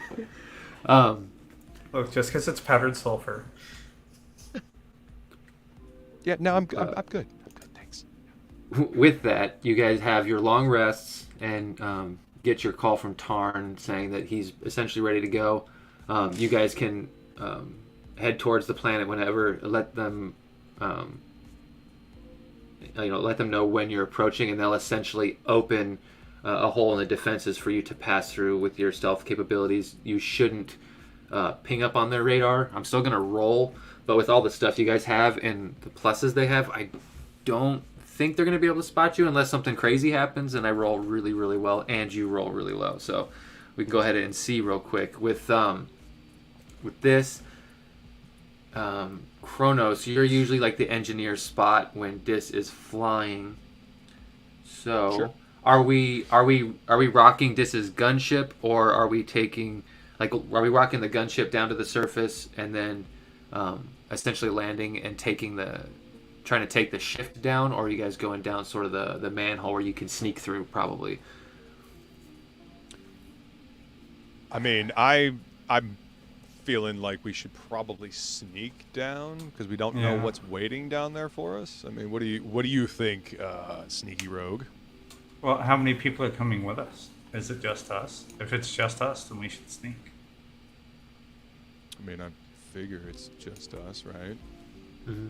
Who else is coming on this? Did we even Down ask anybody to come on Say this? down to the planet, no one. Essentially, they're just covering your ass and trying to fight off an entire planetary, moon, the moon of a planet, defense systems, while you guys go down here and try to get whatever they're protecting down here. They do have a lot of defenses, and this moon is close to the home planet, which is where essentially their whole army is waiting By the way, for this moon. I really want to thank you for asking Namgold for those grenades, Kronos. I'm sure that won't come back to bite me in the ass. Wait, what? Did I miss something? Didn't you? I kept whispering. I thought you walked over and asked Namgold No, yourself. because he's terrified of me. I You did the persuade and did this nice roll, and I'm like trying to telepathically nudge you. I misunderstood the situation then. I'm sorry. I thought... No, it's fine. It's fine. I'm going to use them to save Bryn and I. It's fine. Luckily you have tons of grenades. I don't think you're lacking on them. You all have I mean, hang on. Let me look at my grenade pouch. I got a bunch of grenades. What do you want? What do you want? No, it's fine.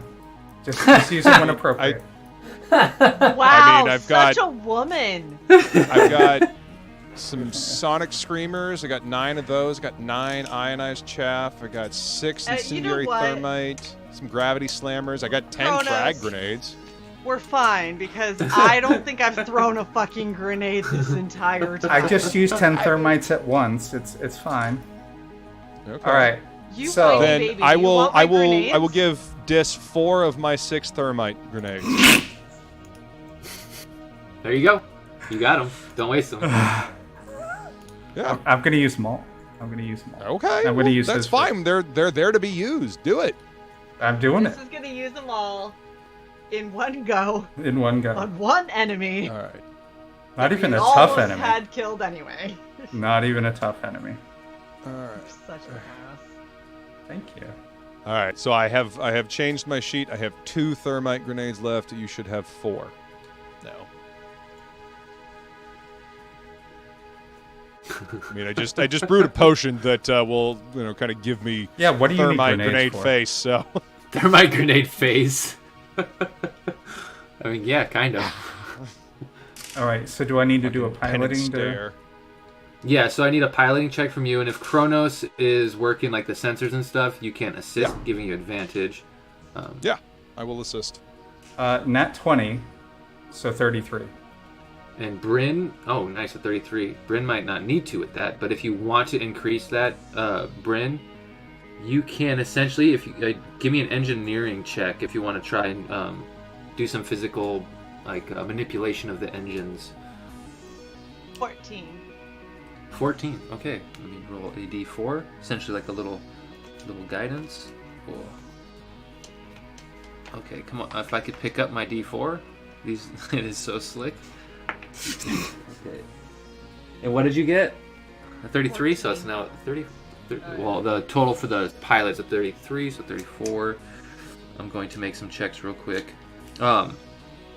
As you guys start heading towards the surface of this moon, you can see off to the distance in the skyline, Rashana sort of locked in position behind Felindir, and the planets look enormous in the sky as you're approaching Imena. It's one of their moons, and the moon is pretty much white. It looks like it's frozen over, covered in snow, in the position that it's been locked in since everything's happened, been frozen over. You guys can start to see the web of capital ships and all these ships that are sort of around the moon. There's actually so many around the home planet on the spot where they're collecting people. You can kind of see a shine in space in the atmosphere of that planet as well. When you guys start approaching, you can see the rebels actually engage and start to carpet bomb one of the capital ships. You can see these little explosions that go off on the top of it, heading towards the bridge, and you can see all these fighters sort of start to spill out of one. You can see in the distance another couple of capital ships sort of moving and adjusting, like they're changing their position, but you guys have seemingly an opening to go down, and they have disadvantage right now. You guys have stealth, so I have to use the lower, which is good. Really good. That means he rolled a 20. Well, I did roll a 20, and then I rolled a 2, and then this time I rolled a 20 and a 19. So I actually have to do some math. 34 is probably good enough, but just let me double check. I rolled my ship stealth. It was only a 30.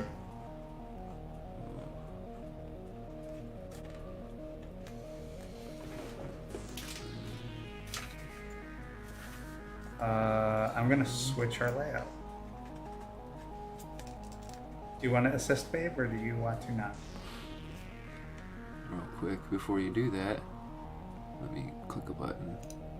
Yeah, hide the enemies. Oh. It was too late. I saw them in the tiny little one-inch square down there. Oh, I don't care if you see them. You can't do anything about it. Sure I can. Crash my ship into one. Go.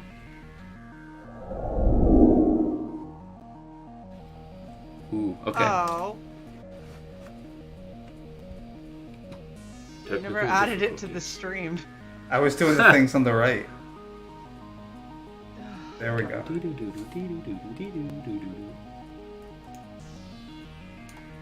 Big space. Big room. Oh, I and thought you were talking about Manos' butt after we finished. After you enlarge the giant arm. So, you guys actually managed to, with the rebels taking the attention like they do, you're able to sneak past the defenses and head down into the planet. So, you guys want to sneak. So, essentially, if you want, you can land the ship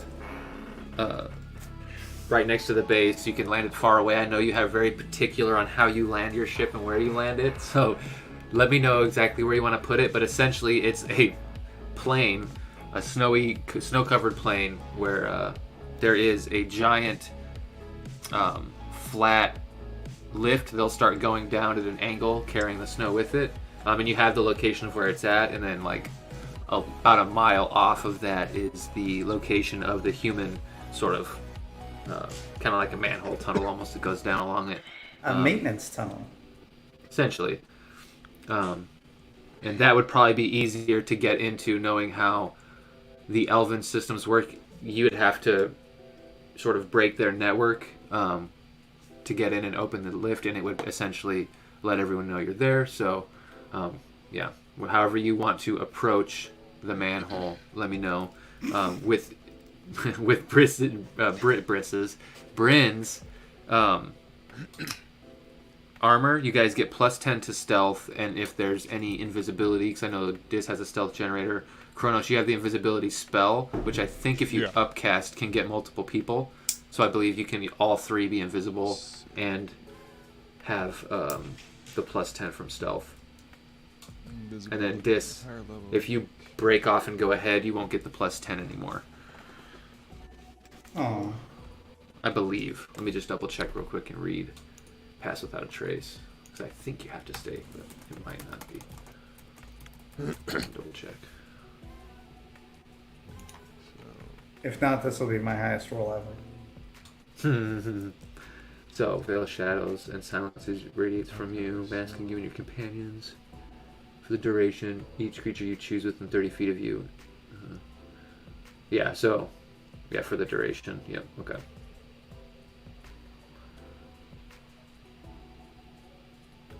Survey says?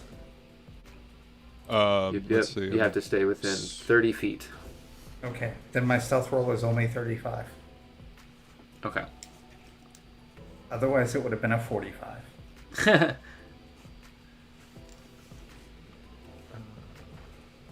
So you guys land the gunship that this has and exit into the snow.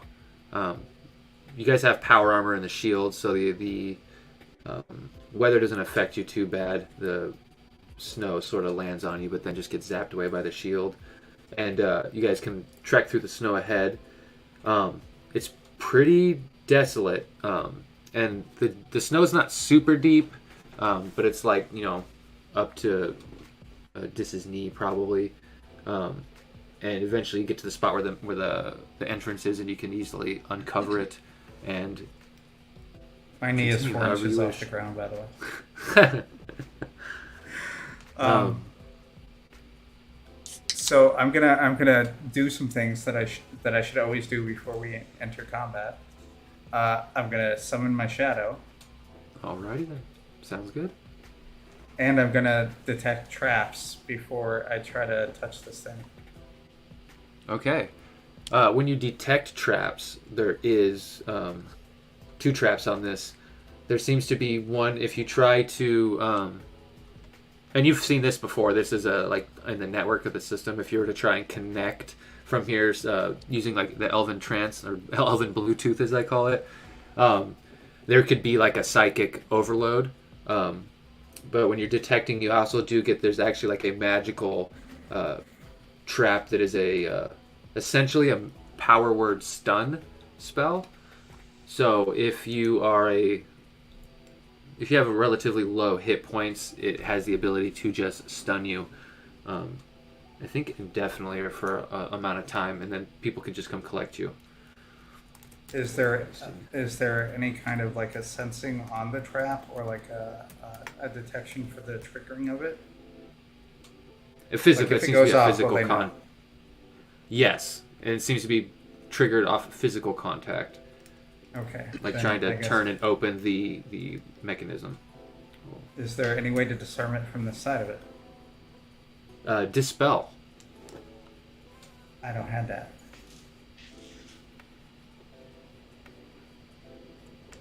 Guys. I have Dispel Magic. I don't even have that one. I have Counterspell, but I don't I have have Dispel. I'm useful. And this is something that you can guidance and Bardic Inspiration on. And your Bardic Inspirations, you did get a long rest after you did that. All that. Okay, cool. I couldn't remember if I said that or not. Cool. Yeah, you did. Thank you. Yeah. Bonus action. All right. Yeah, I'll go ahead and toss you a bardic inspiration as well. So you got a Okay. D10. And a I get D4. a D10, a D4, and then a regular roll. Is that Yeah, what it plus your wisdom mod, is? With which I think is a 6 for you. Yes, it is. yes. Yes. Okay. All right. So, you said a D10, Luke. Yeah, Roll your D10. 20, and a 10, and a 4. I got it. Okay. 31. Nice. Okay, that's very good. Yay! So with a 31, you beat the DC of 19. Yay!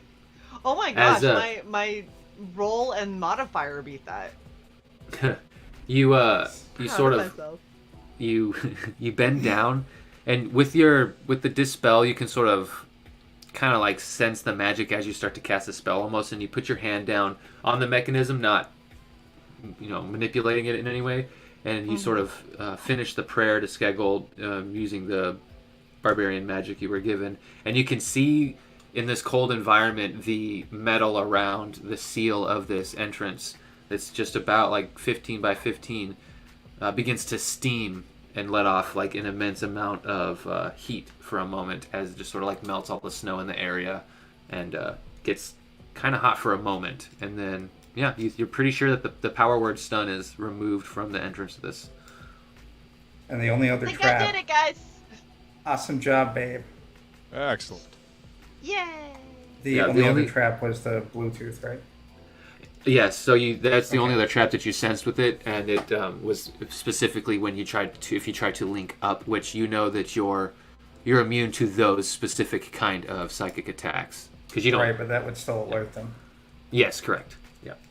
So okay, we can open it. Yeah, you can open it. So the trap that you sensed at the beginning of the tunnel has been deactivated.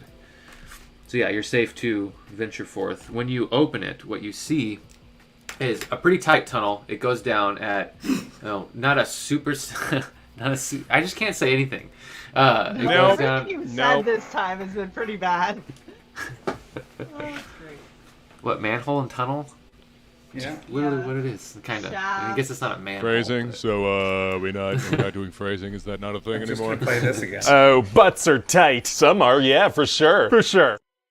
Well, this tunnel is 15 foot by 15 foot, and it goes down at an incline, but it's not super steep.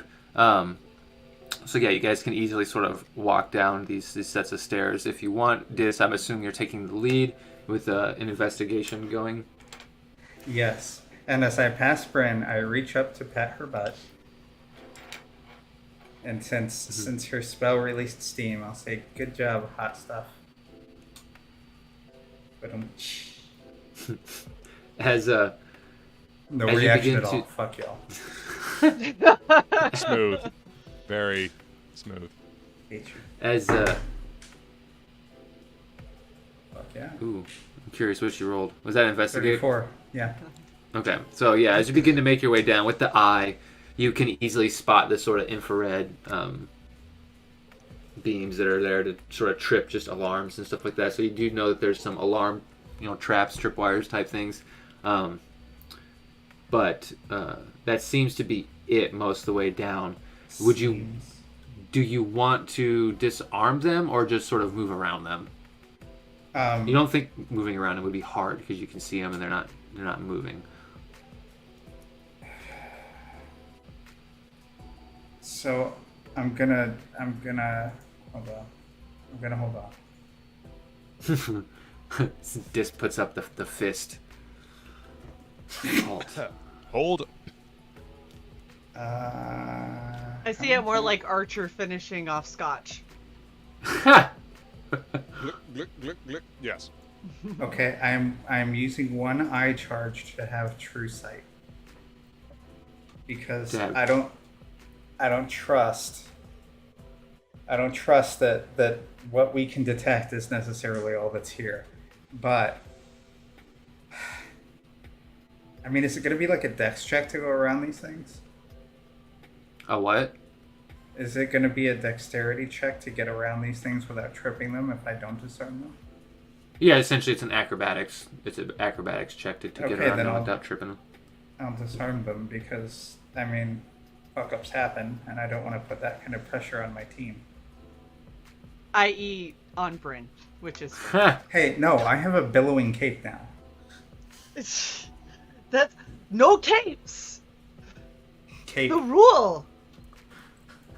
So if you want to give me a sleight of hand, it's essentially your rogue skill. You can actually, since this is sort of disarming a trap, you don't have to use engineering. You can use sleight of hand because you have rogue's tools. 29. Okay, yeah. So as you go down, you could easily sort of disarm the series of Disarm. walls there, and you're doing it not through the network. You're not shutting them off in the network. You're sort of physically shutting them off. So it would look in the systems like sort of like just a malfunction, not necessarily like someone shut them off. That's Or even if it physically pops just up. making them to where they can't detect us. Like if it's a beam, doing the mirror thing, like a door in the 7-Eleven. Okay, yeah. If that's what you want to do, that's easy enough. Well, I mean, how many mirrors, I have how to. many mirrors did you take with you? No, I'm just kidding. I do have one decent sized mirror, so I can just break off pieces. Yeah, you could. You could do that. Now I knew there was a reason I had all this garbage in my fucking inventory. You never know when you might need it. Crampons, candles, steel Crampons. spikes. Yeah, for climbing. I didn't realize that's what they were called, crampons. Yeah. 10-foot I thought you extendable, were just immovable stripper talking pole. about crampy tampons. I was very Yeah. confused. They help. I mean, I they was help with convinced cramps. they were just while making being- up words. I would Making up put it words. past us to make up words. All right, I am deleting my mirror. All right. Yeah, so you can break it into a bunch of pieces and sort of use the little shards to block off these beams as you make your way down. Not that way, no one is of the wiser. Yeah, because Yeah, I so have to assume that eventually- if someone at all looks at the security panel and watches as they go in order from the top to the bottom. Yeah, right. That's not suspicious at all. Something's no. not right here. Was just a big Something's snake. not right. Totally Breaking it. normal. Leave it alone. It's fine. Uh-huh. Don't pick at it. Ew. All right. So you guys make your way down, and down. If you want to continue doing like moving a sort of quick pace, you can. With your true sight, the beams and everything are super easy to spot. You have it for an hour, right? I think so. Okay, yeah. So it's plenty enough time for you guys to make your way down. And you guys have, I think, crazy movement. Dis, are you the slowest one now? Because I think Bryn has 60, Kronos has 60, but Yeah. Dis has 30. 30. But you can dash as a bonus action, so you could still Well, and move. also, don't you have like a at-will teleportation thing, cantrip or something like that? Yeah, yeah. That it gives So you another this- 30? Dis could stay ahead easy. No, it gives me another 90. like 90. Well, yeah, see, then you got more movement than the rest of us. yeah. Hey, that takes So, bonus yeah. actions. I was just making it's sure to just see bonus kind of actions. Okay. how fast you can move. Yes, it's So- 1 hour. I checked because I wanted to be honest. With that, you guys sort of make your way down this tunnel, and there's a while there where it seems like monotonous and like it's never going to end, and then the end of the tunnel sort of starts to get bigger and bigger, and you can see it's sort of just like a small continuation of this downward tunnel, and you see just a single door on the other side of it. Yeah, it's sort of just like this security door, and there's no windows or anything looking in. You have the schematics. You know that this leads into essentially a giant room that has it's a big room that goes 120 feet up. You'll be coming out essentially 30 feet into the air onto a catwalk in this room, and there is sort of where the elevator shaft goes up at an angle, like that continues to go up the same distance you traveled, but the room that it goes into itself is only like 120 feet tall, minus the shaft that the elevator comes down. And so yeah, you guys are basically looking at a single door. How would you guys like to proceed here? There's no cameras on the facility, so you can't hack in and look around. I'd like to investigate the door. All right, go ahead and give me an investigation. Can I assist in the investigation? What is your investigation, Des? Plus 15. Oh, okay. I've got a plus 13, but I've got advantage on it. I don't have. You can just roll yourself if you want. Yeah. Okay. I have a plus 0. Would anybody like my help? You just go up and knock on it. Dunk, dunk. You're doing great, man. Everybody there? Think we're fine. Nobody's home. Oh, I got a 32. 32. 16 plus 14. I got a 29, so. So on this door, the only thing is an alarm. Right? There's an alarm on it. You think you could disarm that, like you could a trap, or with a quick hack spoof action, essentially, to basically just trick the system into acting weird for a moment. Yeah, my overriding concern is this big fucking door opening up in a big cavernous room and all the noise that's going to make. Can I roll a perception check to see if there's, I don't know, like another, anything else attached to this door or another way to get through? Yeah, you can make a check, yeah. It's at 19. That's probably going to be it. Hold on, I gotta see. Nope. Went the exact opposite. Got a 1 that time. So I'll take the 19. That's 14. So 33. 33. So the way the room is, the thickness of the metal is like almost just enough to block off your see-through. You know, it's a thick security metal. But with your engineering, you think there's a way you could relatively silently remove a panel and sort of maybe get a less blocked view of one of the interior walls of this place, so you could actually use your goggles to see through material, essentially. Now, when I activate them, they're active for like an hour, right? Yeah, so the true sight is, I think you seeing... Yeah, the X-ray is what you have to enact. You seeing into the ethereal realm, though, is actually, I think, passive. Yeah. I think you just always see into the fucking ethereal realm, which is sick. Yeah, dude, those goggles have come in super handy throughout this entire campaign. But yeah, the seeing through walls. Man, surprise there. So with Dis or Bryn's help assisting, essentially, with either of their help, you can roll with advantage an engineering check, and essentially try to get like a panel off the wall to try and make it a little thinner, so you can use your. I'll help since I can't really do anything else.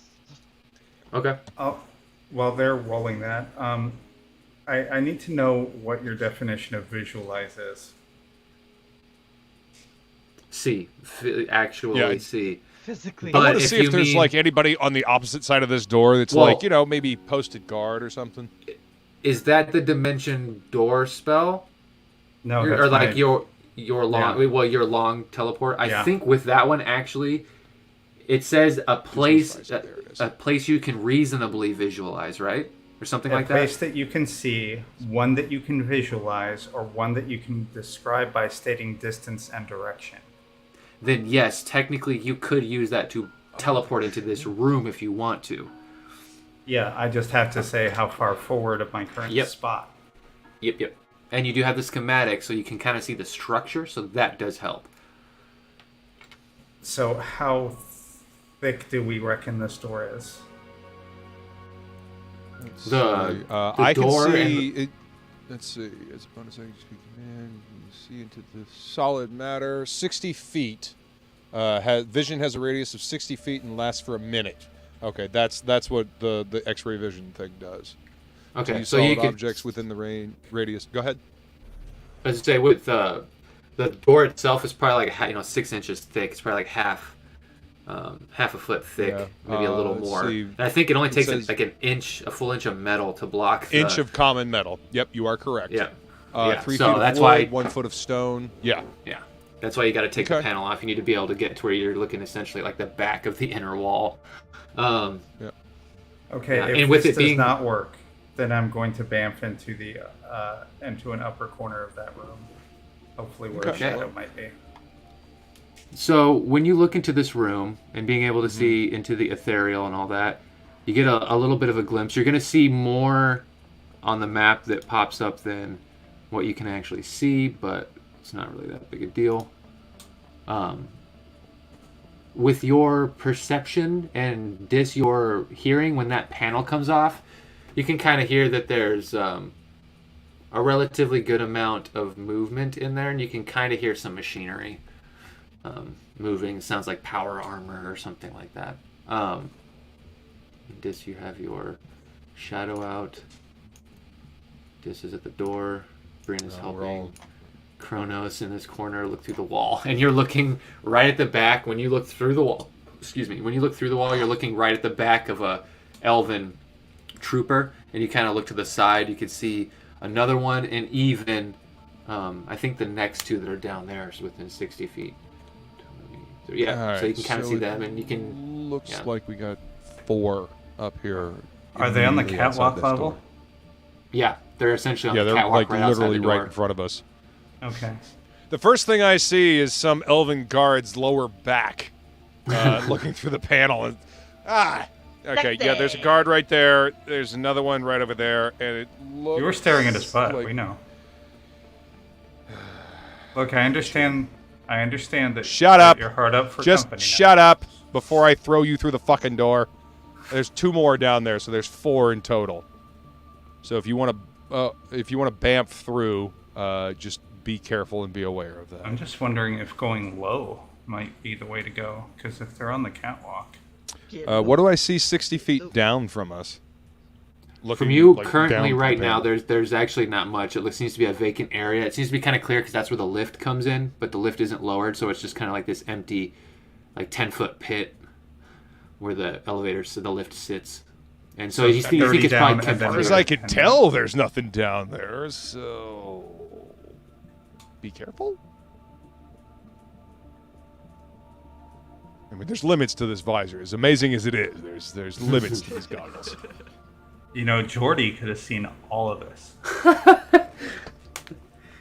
I see you've been catching up on your Earth television in your downtime. Well, you know, you guys sleep twice as much as me. Just saying.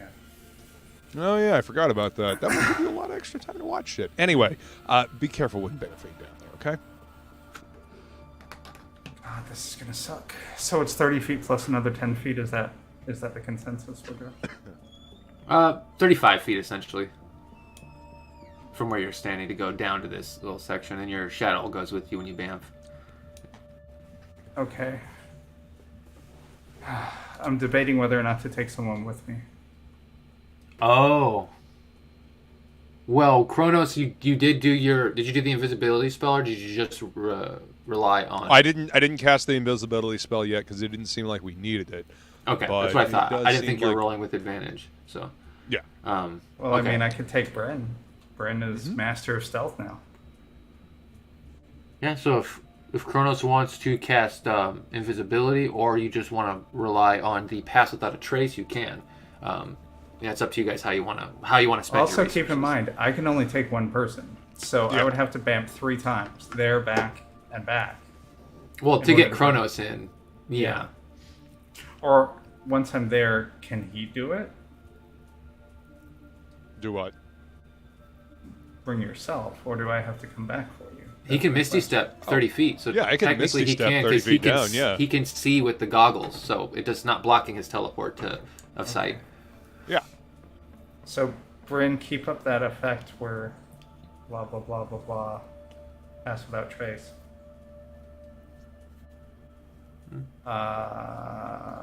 Yeah. Yeah. Okay, fuck it. Let's go. You gonna bamf down to the lower level? Yes. Okay. I'm sure I it'll be use- fine. I will. Then I will Misty Step behind you. And then let's see.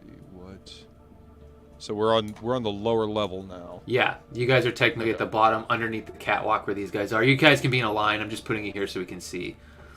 Gotcha. And Bryn, she's got her effect going, right? Without a trace. So okay. So if you cast invisibility before you jump, everyone gets advantage and everyone gets a plus 10 to their stealth. All right, then I will cast invisibility, and I have to cast it at 4th level, so it covers all 3 of us. No, Dis actually has a generator on their armor.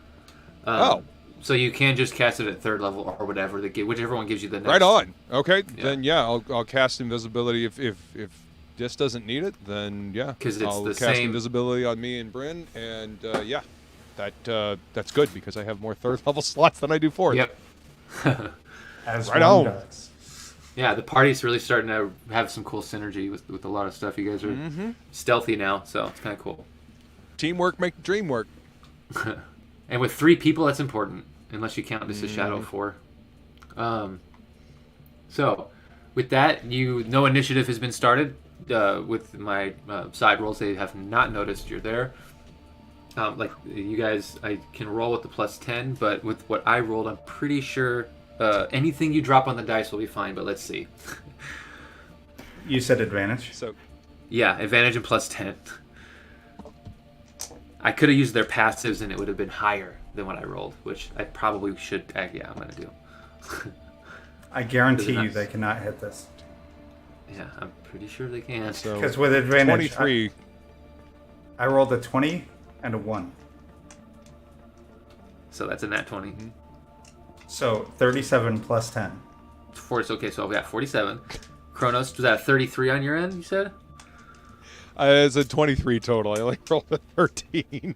Oh, okay, 23 with the plus 10. Okay. Yeah, and 23 Bryn. with the plus 10. Yeah. With advantage?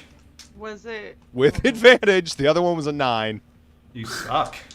Yeah. Well, hey, man, they can't all be winners. It happens, man. You're just lucky that I rolled really good on them potions. All that asparagus and broccoli you ate, you're leaving a green cloud behind it. You better be careful. I'll piss on you. Was this for initiative? No, it's for stealth. What are we doing? Stealth. Okay. We're Stealth, sneaking. advantage plus 10.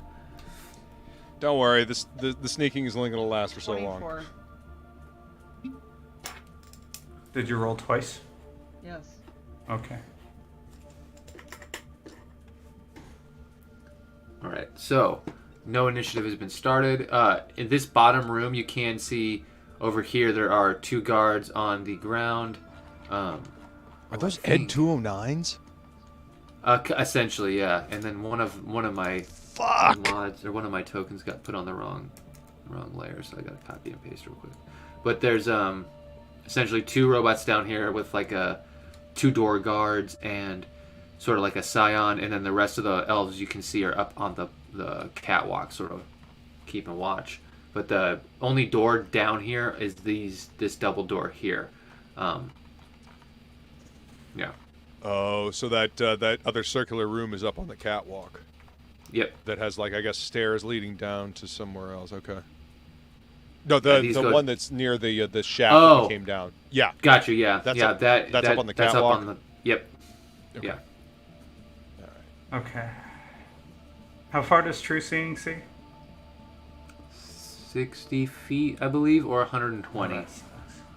It's one or the I other, yeah. I think it might be Even 120. if it was 120, that would be 24 squares. Well, we have the schematics of this place anyway, so where do we think Kirby's body would be? In one of 2 rooms. So there's 2. Well, unless he's in the smaller holding cells, but just judging by how they grabbed him up and the nature of everything, you have kind of made the assumption he's in one of the main ones. But there's 3 places he technically could be. He could be in the smaller holding cells, which is down at the bottom of the facility. One of the main holding cells, which is also down at the bottom corner, the other corner, or the corner next to you, which is another holding cell. And yeah. I say we check top right or top left first. So we have a good feeling that going through those double doors where the 2 Ed 209s are, we can go down and then over and then up. You see where I'm standing? Yeah. Yeah, down here. Yeah, and then up into that little hallway, and then Okay. Question is, how do we get past them? A lot of pain and death. Or we could just bam. We've gotten this far without alerting anybody. Just bam. That's within 500 feet.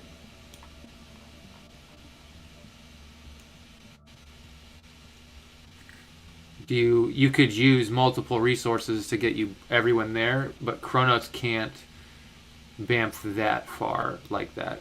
Oh wait, do you have the Dimension Door spell though? I do have Dimension Door, yeah. Then you technically could. You technically could. So we could literally just teleport to the hallway behind them? Yeah. And, or the room here if you wanted to. Or into this hallway, or yeah. With 500 feet, you guys can go there. The world is your oyster. Uh-huh. Candygram for Mongo. I hate the idea of bamfing directly to our target. Directly what? To the target. Because why would they... Yeah, I can understand that. Why wouldn't they booby trap it if it isn't the place? Well, and also, you would think that they would have somebody monitoring. You would think. I mean, they could be dumb. They went through all this trouble. You see that right angle turn in the hallway just before the objective? This one? No, okay. Oh. Go to the bottom where you guys wanted to go? No. Keep going. Just follow the path. I'll tell you when to stop. Okay.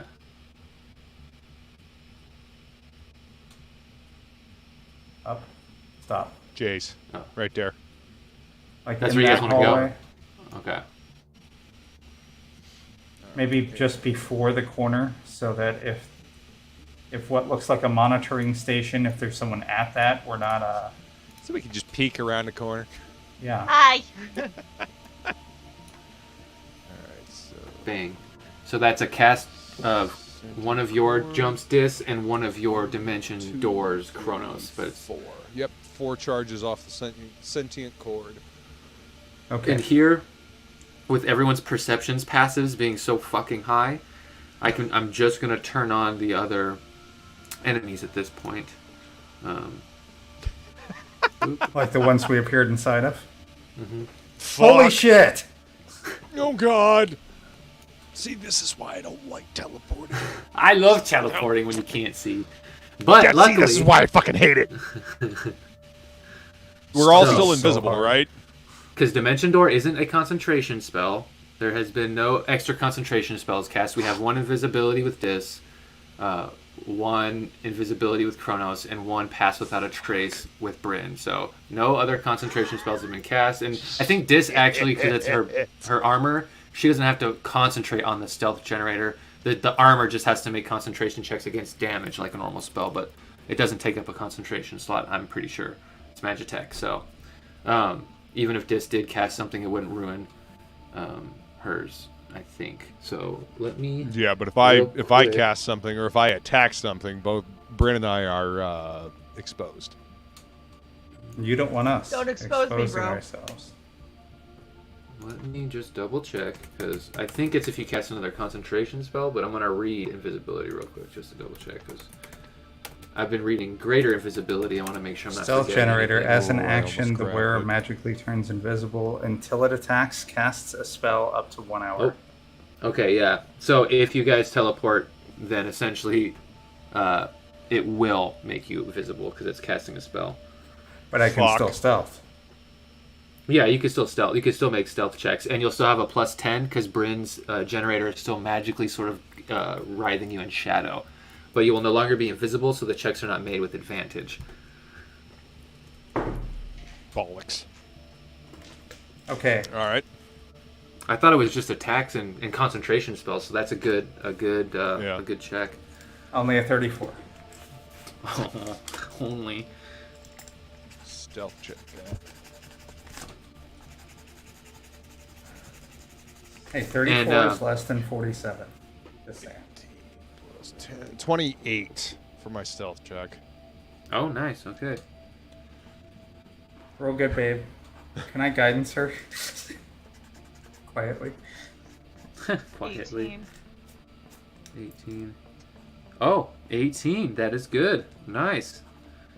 Because they rolled so low. I'm using their passives, and their passives are lower than that. So. Oh, so you didn't need fucking guidance. Yay. Was that 18 job, man. with your plus 10? Yes. Yeah, no, I believe me, I know how. Oh that no! Yeah, it was. Yeah, it was. I got an 8 on the die. Okay. Still good. Still good. Good So yeah, enough. you guys kind of reappear in the hallway, and you can see that there's definitely elves sort of at posts, and there's definitely a viewing room around the corner that is viewing the subject that is in there. They seem to be very, very interested in it. The way the general is sort of looking at the window that's in front of him. And you can see it's technically not like a glass window. It's sort of just like a hologram screen that kind of goes across the metal that shows what's in the room. It's sort of like a, not like a camera, but sort of like a illusion. Like it's magic. It's not technology. Oh, okay, Like so it's looking- like looking a through the magic wall screen almost. Like looking scrying. through the Yeah. wall. Kind of. Yeah. Yeah, essentially. Yeah. Okay. So everyone wait here. Okay. Everyone wait here. I'll be right back. Telepathically. Not out loud. And telepathically I say, oh god. I'm going to bamf into the circle room. Oh, okay. Boom. I'm guessing you're bamfing sort of where, like, you think that the viewing screen would have the least. Yes, exactly. Okay. that's what I Outside of thought. its viewing angle. Yeah. Hopefully.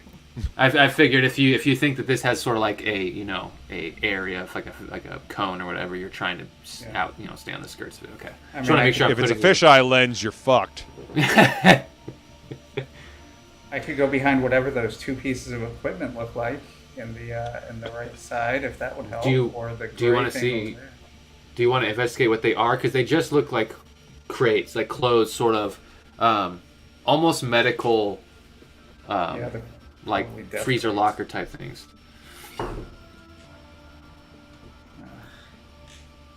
12 plus 27. 27.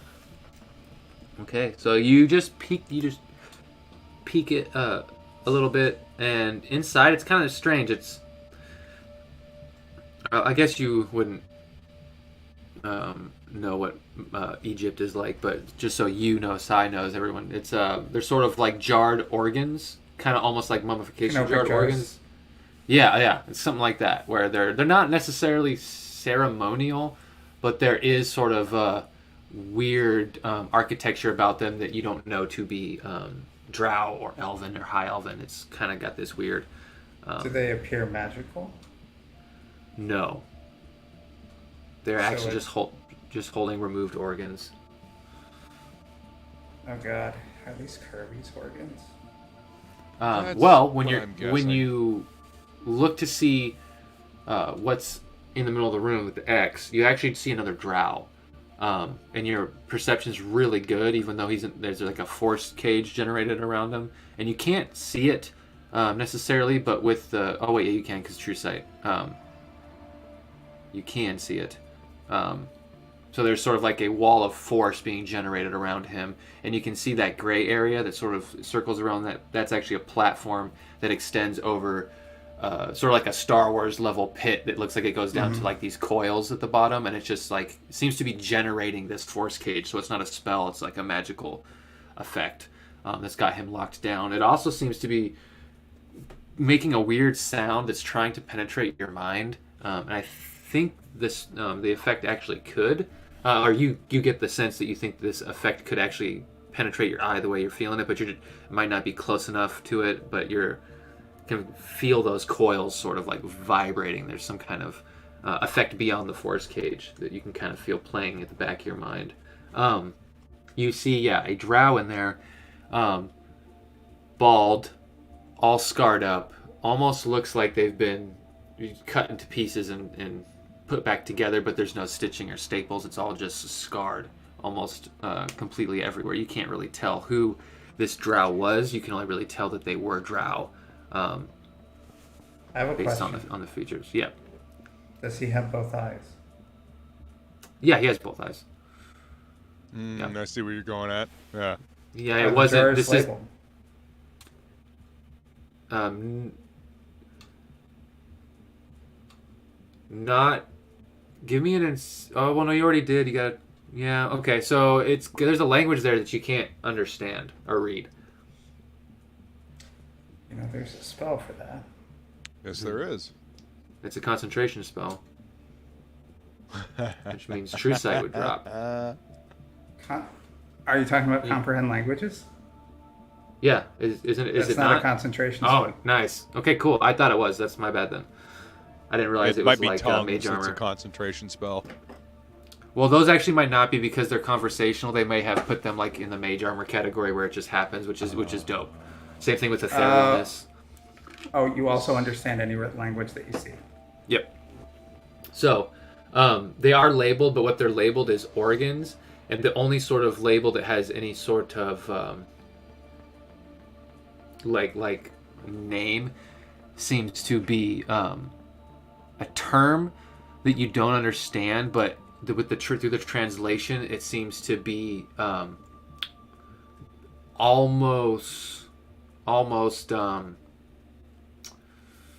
like a something to be feared and or revered. It's almost labeled with uncertainty about it. It's kind of like harbinger, or there's also could be translated as like a Christ-like figure, but it's got some ambiguity to it. So I transmit what I'm seeing back to my group skulking in the hallway in front of 3 witnesses. And so what do you think, guys? We're hiding in shadow. Oh, is that what we're supposed to do? Damn. Bryn's in there killing everybody behind Kronos. Kronos doesn't even realize. That'd be awesome. I'm sitting there basically like, going, smoking a sneaky, doob. sneaky. Yeah. If you could kill silently, I would be all for you guys clearing this place out while I investigate. Well, you think a hive mind, it's kind of impossible to kill silently because as soon as one blinks out of the fucking hive mind. I was kind of worried about that, honestly. Yeah. That's why I didn't want to attack anybody until we were sure. Given what I've just been shown by Dis, I want to roll an insight to see what it gives me. Okay. Nothing. Okay. I That's don't, interesting. 19 plus 14. I don't recognize this guy at all, do I? Give me an insight or history check. Because I've seen all those memories back in the temple. I know. I got a 33 on my insight. Ooh, Oh, okay. you suck. 14 plus, what is this? 19. 14 plus 19. So insight is dirty 20. Ooh. Go ahead. What was your roll though, Diz? 23 is the final. Okay, so 23. So, I mean, for best you can tell, this is what they have a forest cage there. They're definitely studying it for something. This drow may have been some sort of maybe a catalyst or something to do with the way the poison was introduced, or maybe the war or something. But you don't recognize this elf. Something you do see just from looking over the room in your passive perception, the medical table across the way there, that's sort of like a hover tray, kind of moves. It's not like on any tracks or trolley or anything. There is a bunch of medical equipment, but something catches your eye that's shiny. The rogue in you, like, bing. There's a magic ring on that table. Because you have true sight on better it, go so steal it. you can see its magic.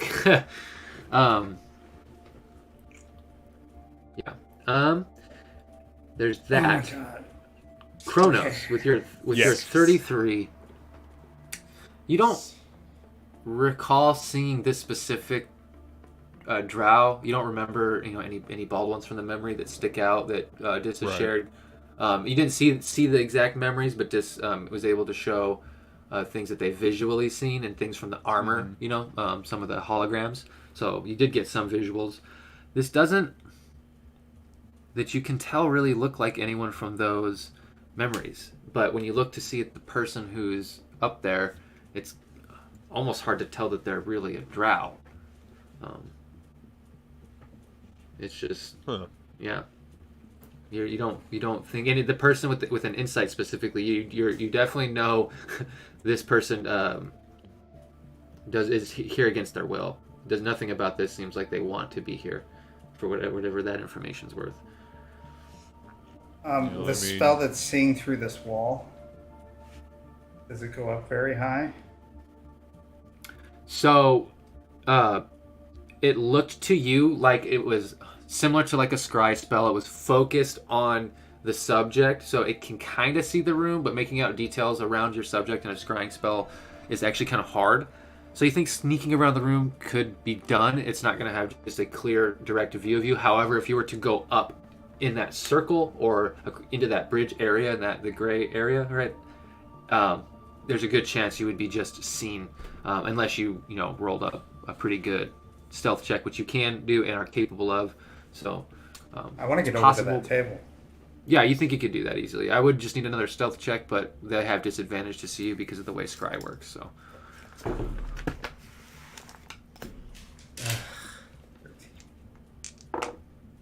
30. Ooh, a nat 20 and a 4. Hooray.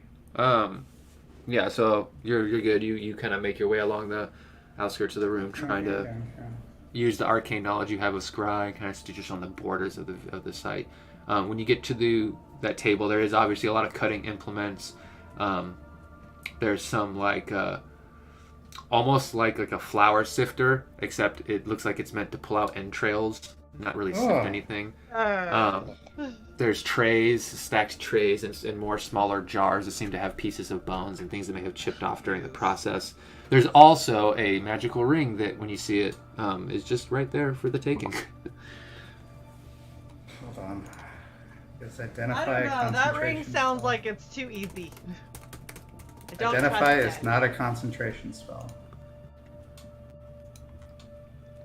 Hey, Dis, don't get possessed by whatever. Yeah, that's why I want to identify it. Uh-huh. I'm going to That's identify a good call. When That's you identify a good call. it is a ring of psychic protection. It's a ring of mind shielding. The wearer of this ring becomes immune to magic. It allows, any creature that's reads your thoughts, can determine whether you're lying or knows your alignment. That sort of stuff. It makes you immune to, similar to the mind block and the eye you have, kind of the same effect. Telepathically communicate only if you want, so that's kind of cool. And you can become invisible when you wear the ring until you use another action or make yourself invisible or remove the ring or die. There's also, give me an Arcana check, because I don't think this part necessarily gets said without a check. Because you have to know what the ring does. As you're sort of looking at it, though, when you cast a spell detect on it, there's a back part of the ring that sort of slides open, and it looks like, not that it's actually brain texture, but looks like there's these purple gems that are lined up in a way that it almost creates a brain texture on the inside of part of the ring that slides open. It looks pretty. I mean, it looks beautiful. It's not disgusting. Oh, okay. No, Doesn't look but- like actual brain matter. No, it looks like gems, but they're just in the shape where it kind of mimics the neuron grooves or whatever that make up a brain. Yeah. 21. Oh god. 21. So when the wearer of this ring dies or some other sort of circumstances happen, it can house the soul of the wearer, and it will remain in the ring, and essentially stay there. So normally when something dies, the soul kind of wanders. Kinda, yeah. Except it can't really you don't think that it could reach out and possess you. You actually, with your identify, don't think that that's a possibility. Maybe something could communicate. I wonder then, does it seem occupied? You have no idea, actually. There's no way to tell that. All right, this is either going to really help us or really fuck us. How many rings? Well, that sounds like most things that you do, so...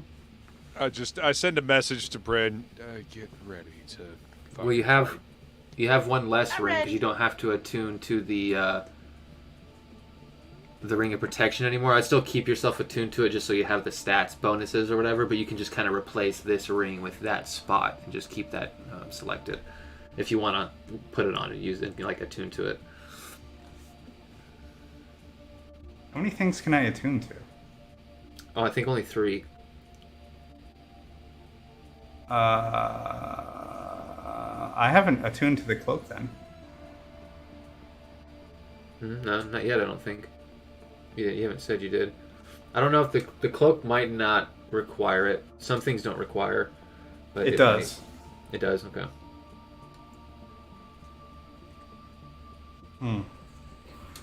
So now I'll have 5 attunement things. Fuck it. I put it on. What's the worst that can happen? A lot, but that's cool. Woodrow laughs maniacally. So, normally you can keep everything out of your mind, essentially, right? You have that thing that blocks anything that can telepathically communicate with you. Except with this thing, aware of the ring cannot prevent telepathic communication from the soul that's in the ring. And when you put it on, you just kind of hear...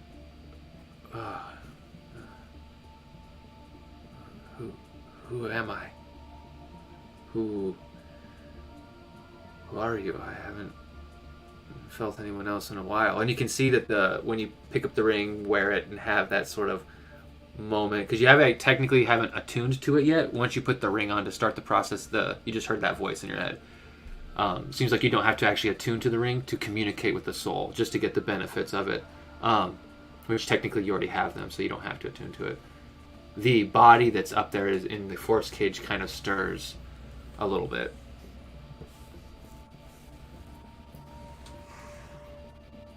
Who were you?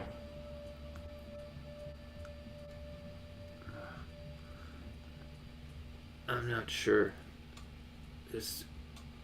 I remember chaos, the swirling of anger. Liking the sound of all those things.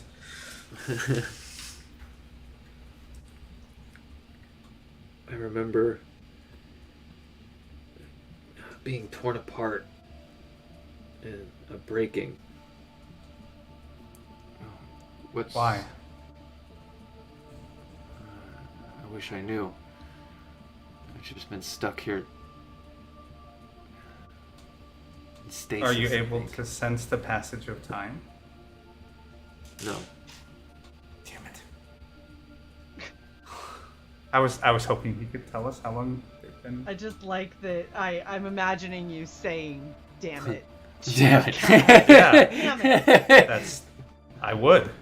This would say, I wish damn I it. could be of more help. You're a drow? And you get the sense- untouched drow here. Yeah. You get the sense the ring's like trying to connect to you. And then when you say the last untouched drow, you can hear the voices. He's like, what do you mean by that? Can I share the memory of what I've learned of the plague and then the affected drow that are on whatever that planet was? Yeah, you can actually attempt to do that. So go ahead and give me a check with just add your wisdom to it. And it's not super crazy hard or anything, but 15 it is. plus. Okay, My good. wisdom is a +6, or is it a saving? No, it's not a saving throw. It's just a Yeah. check. So it should be just a 6. But 30, that's 21. fine. That's a 21. Yeah. With that, you sort of share the memories, and there's a part where you get to the relationship between Valor, Danoon, the guy whose armor you have, the one-eyed general, and his apprentice, who was Elrak Zorg. the like scion disciple of his who was a super powerful. And That's ended what I'm up, guessing like, this is, by the way. screaming. I didn't want to say it earlier. when you get across that memory, there is sort of a moment where the ring kind of just starts to go, no, and then you see the like you start to think about how he fought his master, wounded him, and then essentially like murdered a bunch more of the drow that were trying to go against whatever this ego or this plague was doing, and he sort of remembers the breaking, and you can't stop this communication essentially unless you take the ring off, but you have the ability to psychic scream, and you can feel that essentially that's what's coming from this ring. Luckily you're immune to psychic damage, so that's fine. It can communicate with you, but it can't do psychic damage to you.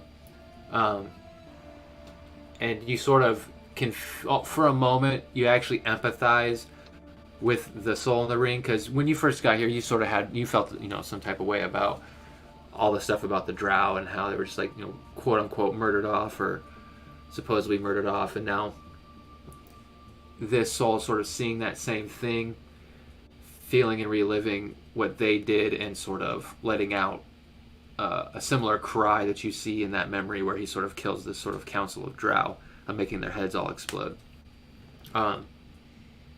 And yeah, you do get a sense that the soul in this ring is the soul that belongs to that body, and it's the Padawan, I guess, for lack of a better term, the disciple of your armor's previous owner. Oh, wow. We're coming full circle, guys. So you did this against your will? I think a part of me wanted control, but at this point I don't know if that was me being manipulated or me being dominated. And you can get the sense that there's sort of like a numbness to this soul, almost like it was broken and then just kind of like remembered that it's broken in a way. It's sort of like there's almost like with your insight, there's this weird apathy that makes you uncomfortable with the way that it now is sort of communicating. Everything's sort of changed.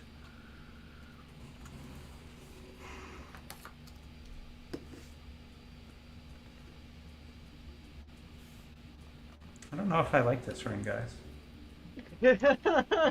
You get Don't say. You get a message from several people, from Tarn, from Samina, from Stellar, from several of the other barbarians. They're sending messages to all of you over the comms that something is happening over Fellendir, that the moon has just come out of warp in position over the planet, and it's strange. It's almost like the scions that they were engaging have sort of turned, and they're sort of fleeing the battle and heading to Fellendir. And the rebels, Tarn wants to engage, Samina's telling him not to, and Stellar wants to engage as well. If you guys want, you can communicate back to them. Just let them do whatever let them work it out, or do whatever you guys want to do. But you're getting images. That's my concern. You're getting images of this just giant artificial moon that's warped into position that just now hovers over Fellendir.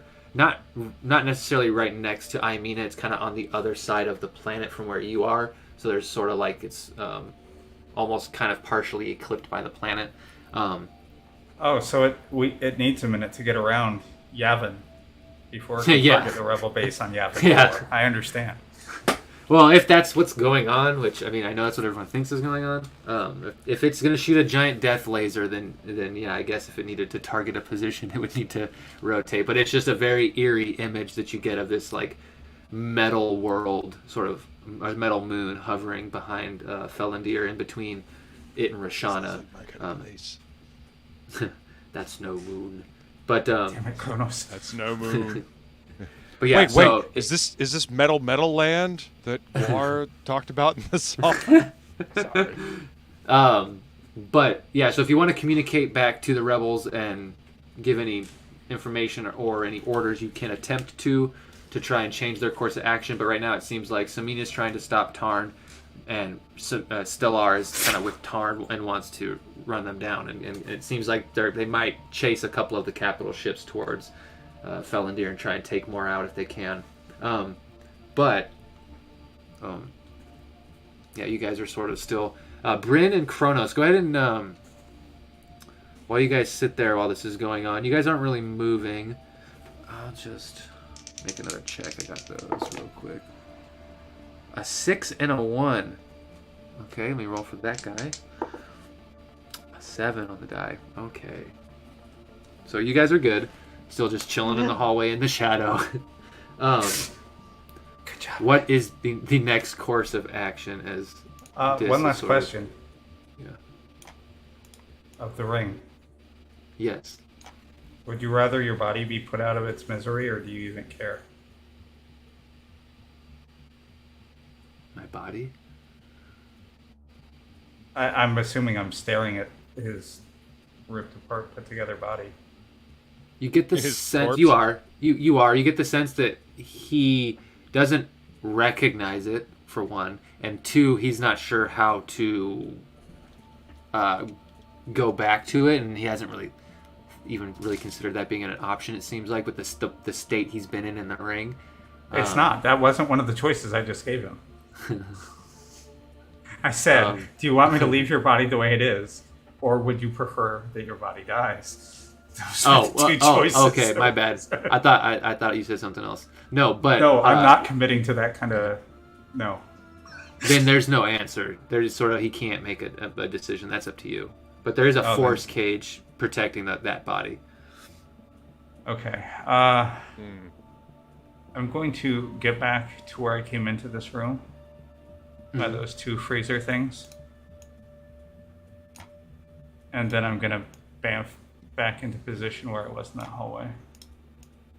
Do I need to re-stealth? With the movement, technically, yeah. I don't think you're going to be in danger of being seen with the checks I just made. And do I get advantage again since I'm back with... No. She would have to regain visibility. No, it's a plus 10. It's so not from the invisibility. You still get the plus 10 from her spell, because as long as you're within 30 feet, she can choose who has it, essentially, while it's active. So you don't have to be there when it's cast. It says for the duration in the description.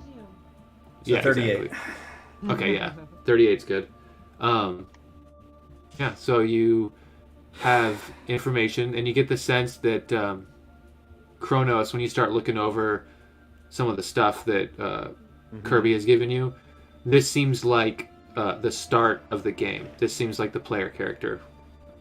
And it's probably why you have not run into them yet. Oh, shit. So they they nabbed the player character way long ago then. Well, if you look at the game, this is how the game starts. If you look, the game, it starts with the person being rescued from, or not really rescued, they sort of rescue themselves, but they start... Okay, so they're breaking out. Yeah, they break out, essentially. Okay. And start from this spot with amnesia and try to essentially work. I mean, as you're looking through the code, there's two chains that happen from this quote-unquote start mission. There is a path that leads to Rashana and a path that leads to the Rebel base, but it's not the Rebel base you guys know. That's some random place you guys sort of found and made in this world. What it actually leads to is the town, the city that was blown up on Terrace, where you guys went and released the Beholder, killed the dragon, went back and fought the giants, where the Hell Gates were reopened. That's the where place with that river. Yeah. Mm-hmm. That's where the Rebel base was supposed to be in the game, which is probably why Manos just fucking nuked it at near the start or whatever. I mean, that makes sense. So does that mean that I have a really real person trapped in this ring? Some guy who is trying to play this game? Or is this just the placeholder consciousness?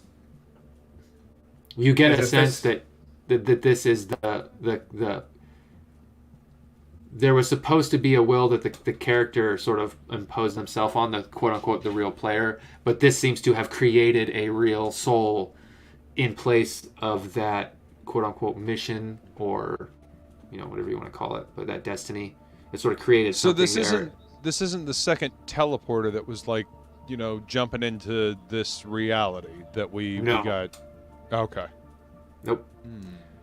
Okay, so I think we've done all we can here except trying to suicide by taking out the body. So I think it would behoove us to try one of the other locations. And just to answer your question, Kronos, the second signal you got of people jumping around, that was Manos Prime. Contacting your Manos, essentially them meeting up and discussing, hey, what the fuck are you doing in my world? You're not me. Okay. I'm a better version of you. Get the fuck out of here. You're stepping on my fucking groove, motherfucker. Get out of here. Yeah. Throughout the Emperor's groove.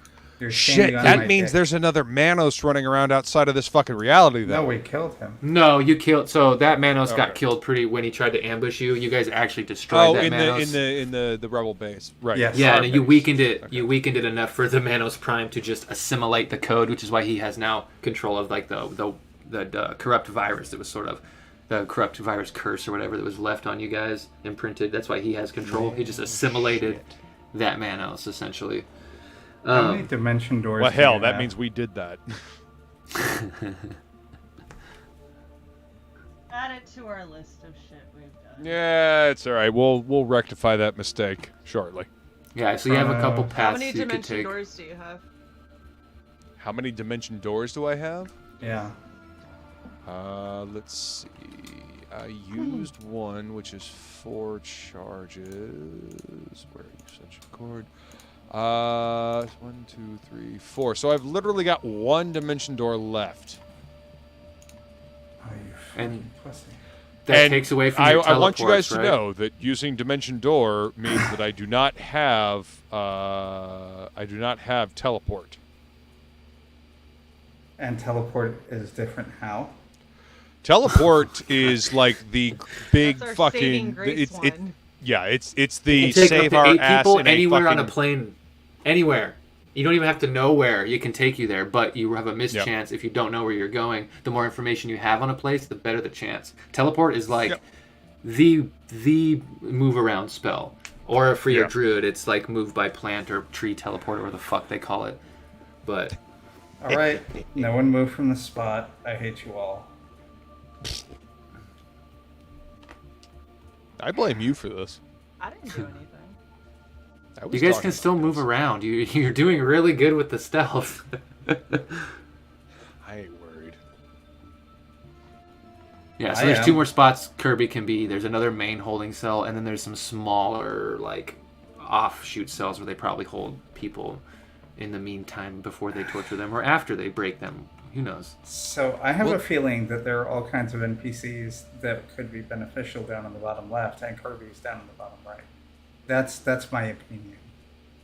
I mean, I was literally about to ask, where do we think the most likely place for them to keep Kirby is, or Kirby's body?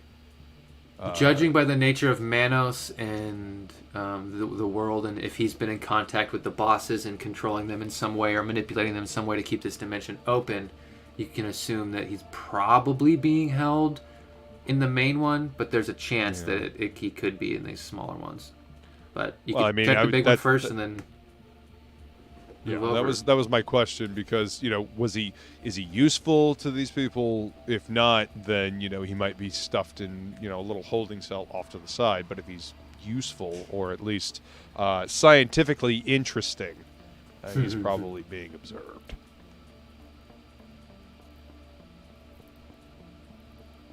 I think Kirby's interesting. Thank you. Okay. Do you see the horizontal hallway? Oh no, because this is just going to be... Okay. If I teleport 90 feet, how far will that get me closer to the small holding cells? 90 feet, let me grab real quick. This is 100 feet. Let me just turn this real quick. Turn the feet around.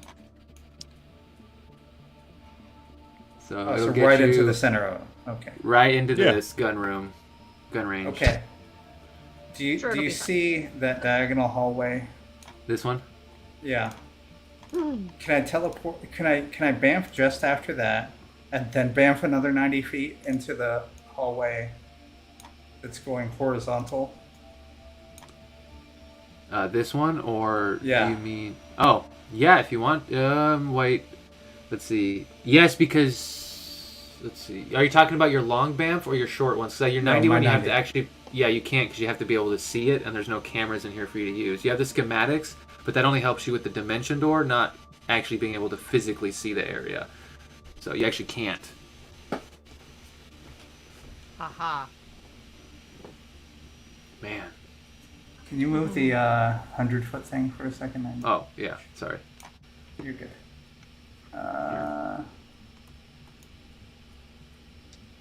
Okay, I'm gonna fuck this all up, guys. If you hear gunfire, Fuck. come running. Oh, sounds about right. Well, I can't afford for us to lose the 8-person teleport, because I have a feeling that we're not gonna want to re-stealth this with Kirby's body unless I, give him a straw and stuff him in the bag of holding before we try to sneak back out. So, yeah, we already don't have the 8-person teleport. I was gonna say we've already Yeah, used we're that. we're Okay. already out of that because I used Dimension Door. Then your dimension door, can you take one other person? Yeah. Yeah. Okay. And you can continue to go this way, Dis, because there's no doors blocking your sight. Like, you can look and see open hallways sort of this way. And with your ears, you can tell that it's open. There's no doors blocking. That way you can investigate more without having to open any doors. Yeah. Ugh, doorways. I forgot know, about right? doorways. Why can't they just all be open? Isn't this a Because- nice, open, trusting base? No. I like cutting off your line of sight. That's specifically why. I like making you think around corners. What is it? All right. Then I guess I'll take the diagonal path. Okay. Just go right through the firing range, So go ahead and give me a stealth check. When you get into here, essentially this is like a little, what looks like a processing area. Piece of candy. When you go down in this area, you can see these circles have gun racks on them, and there's a bunch of pulse rifles, pulse pistols, and there's also some disintegration disc rifles on the walls. There's grenades. There's disintegration grenades, and there's actually psychic grenades, psychic screaming grenades. Oh man, you just want me to pick those up? Can I slide a hand them? Yeah, you can. 100% you can. Just give me a Will that stealth break for my moving, stealth? and then no. Not unless you roll low on a sleight of hand. Sleight of hand is meant to do things stealthily. So 36 for the stealth. Okay, that is good. I'm gonna roll just to see, but I think even with a nat 20, they fail. I got a nat 20 for one. I think that's still a fail, but let me just check. Yeah. Yep, that's a 28. And a 27 for sleight of hand. 27 for sleight of hand. Interesting. Okay. So Uh-oh. you're walking through. Hold on. And because- 12 plus 4, that's 16 plus... No, a 27. Okay. That's what 16 you plus said the first- 11. That's what you said. That's what you Is said. it? I thought I said Yeah. 26. No. So I 27. was You wondering go why through. you got sort excited about the same number. of. You see all the grenades, and you I kind thought of it would grab have one one. and pocket one. And as you do that, you hear what would you hear? Because they don't talk. So what you would hear is sort of like movement, a change in movement. Normally things have been pretty still, but you hear kind of like a sudden movement. And as you look back, one of the guards here is actually like beaming at where you just snatched that grenade. Luckily, all they saw is the grenade disappear. You still have a high stealth, which means they have to still search and find you. However, you have ticked up the alertness 1 notch on the sort of skill challenge scale. Since Damn it, your Whose stealth is footprints so are high. these? Then Yeah, it was that wing Metal Gear Solid moment. I'm gonna vamp as far into Plop. that next hallway as I can. Pull out the cardboard box. Yeah. Totally. Works every time. It absolutely does, as long as you don't make the cardboard box walk. I'm carrying a shrubbery. So go Yeah, ahead it's- and one more stealth. Was that Kronos? I didn't mean to interrupt you. There are literally no other plants in the facility, so It's fine. It's Yeah. fine. They're not gonna suspect because it's a ficus. Just lay down a nudie mag. nobody suspects the ficus. Shh, yes, like the Spanish Inquisition. 33. Yes. Nobody expects the Spanish Inquisition. A 33. Okay, so with your BAMF, boom, you can get on the other side of these. And you have... Yeah, you see, you can go straight down, and through the schematics, you are going to eventually get to a door that's shut. But as you kind of travel down, give me one last stealth check. Can I just bamf between to where I passed that 4-way cloverleaf? Yeah, you can still BAMF, but you're still moving around. You still have to make a stealth check. Oh, I thought Teleport if I isn't- bamf from out of their line of sight to out of their line of sight. No, because they can still hear you. They're elves. Yeah, They hear nothing. they're listening for you. I mean, they can't because they just rolled a nat 20 and got a 28, which is still less than 37 or whatever. So I think you're fine. 31. 31. Ooh, not enough. No, I'm just kidding. You get to this door. They don't seem to hear you.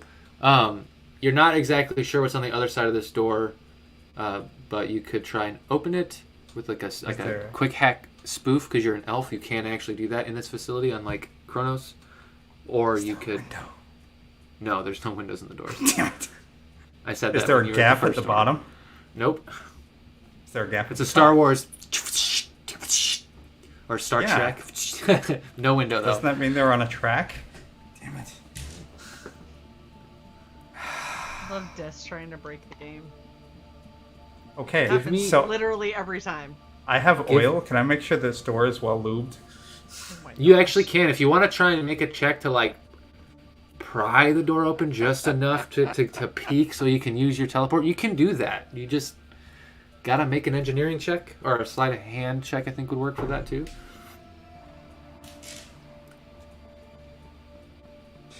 29. 29. Okay, so you sort of apply your weapon oil to the tracks of the door, and let it sit for a second, and pry it open with one of your many daggers. That are, I think, some are even magical, that they won't, so you don't have to worry about them breaking. And I have sort a of plus work at one. it. 1+1 dagger, yes. You work at it for a little bit, and you can kind of slide it just a little bit at an angle, so you can kind of peek into the room past. And it looks like there's actually, from what you can see from that tiny gap, it looks like there's no one in that room actually. Okay, rather than opening the door, I'm going to bamf right to the other side of it. Yeah.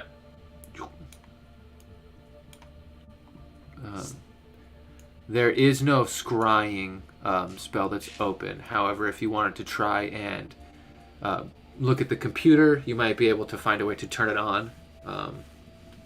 First, I'm going Possibly. to detect traps in this room. Okay, yeah. So that's an investigate. A 16 plus a 94, so a 31. So on the door, there is, and it looks like it's actually another power word stun on both doors. And there's still, you get the ping from like that psychic, that sort of ambient ping from the network in this area. But other than that, those seem to be the only 2 traps. Technically 3 traps because there's a trap on each door.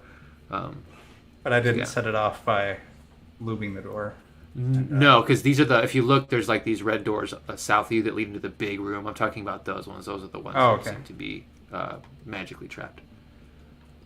Okay, I thought you meant the door I came through. All right, I'm going to go around to the computer.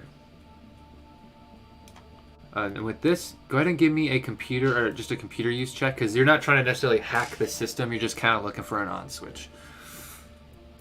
Okay, and for this, I'm going to guidance myself because my use computer is very not great. Oh, okay. Yeah, that might be smart then. You're like, oh shit, that's the alarm. 26. 26, yeah. So you find the Magitech, and since it's Elven made, you can kind of clearly see how things are labeled and everything. You find a way to turn it on. And when you pop it on, the sight you see in there, because it's specifically scrying on the person, is strange. It flickers back and forth between a jar.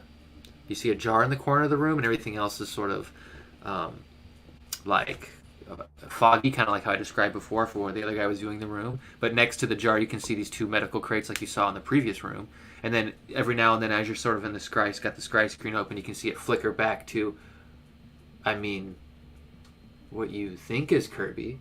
What you see in this circle is there's no force cage here, but there's these sort of tent poles almost, or like, thin poles all around the circular platform that have these wires on them, and on some of the wires are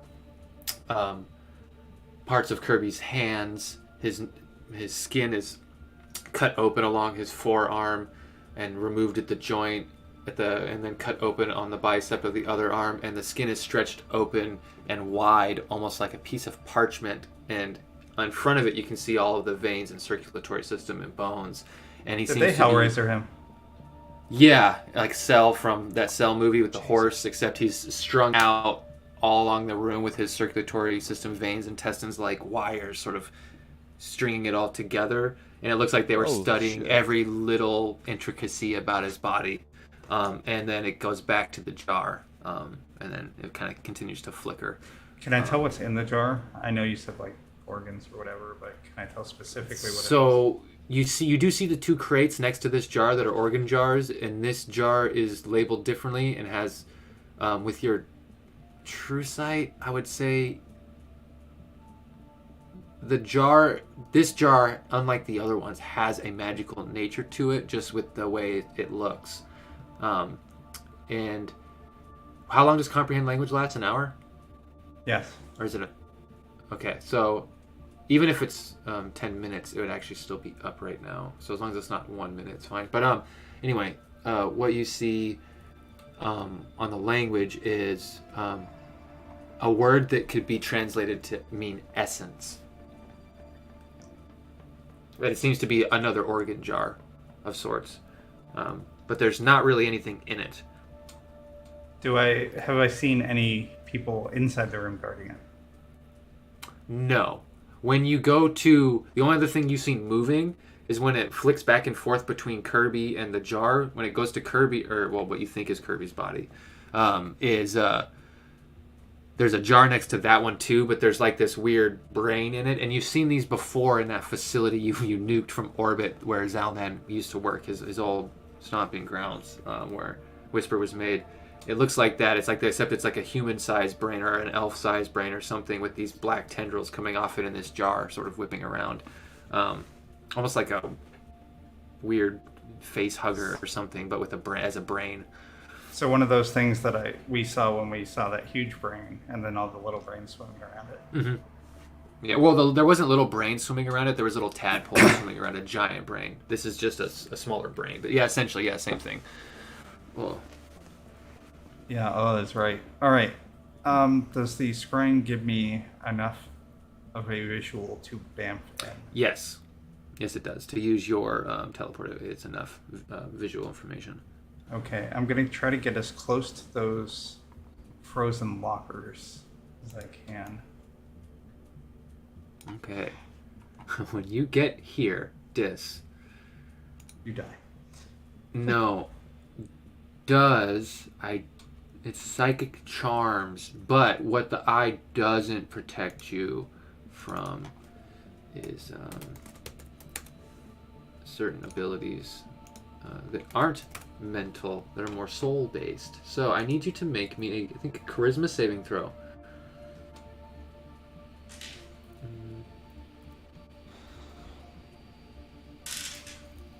Can't retroactively cast the thing that gives me the bonus on saving throws.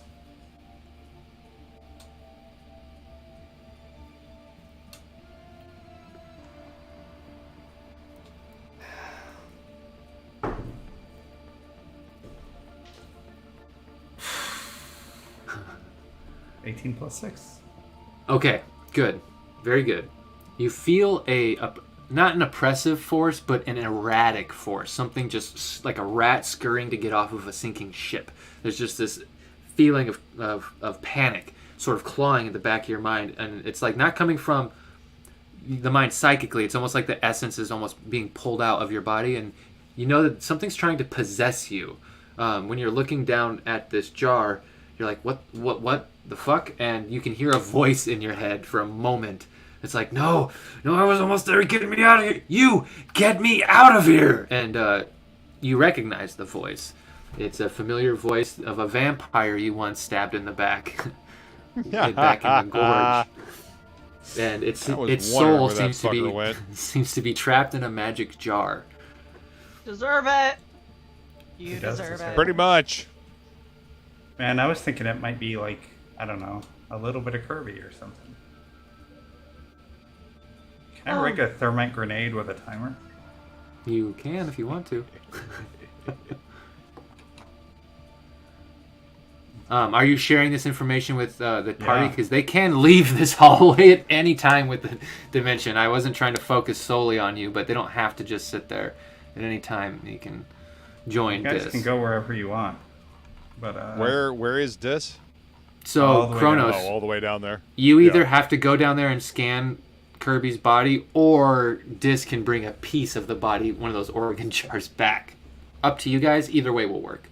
You just need some material, a good, efficient hunk of material matter. I'm just gonna empty those 2 freezers into the bag of holding. Okay, that is sufficient. And do you need some body, or just some organ? Organ meat would actually be better. There you go. I'm also, for anything that I don't take with me. Oh, God, can I tell if that platform is booby trapped or anything? Just got a force cage, so you can't even get on the platform unless you somehow can off. Get through. Oh yeah, sorry, that's right. His is off, so you can get on that platform. My bad. And then it's not. There's no traps or anything on it. You don't think? And I'm gonna set thermite grenades on that too. Nice. Because I don't think this body is gonna help Kirby at all. Kirby's already got his own form again. That's what I'm saying. I mean, yeah, he chose his form. So can I DM Kirby? Yeah, you can. So dude, I'm not sending you the visual, but your body's in pretty rough, non-functional, not gonna be functional without some serious magic expenditure ever again.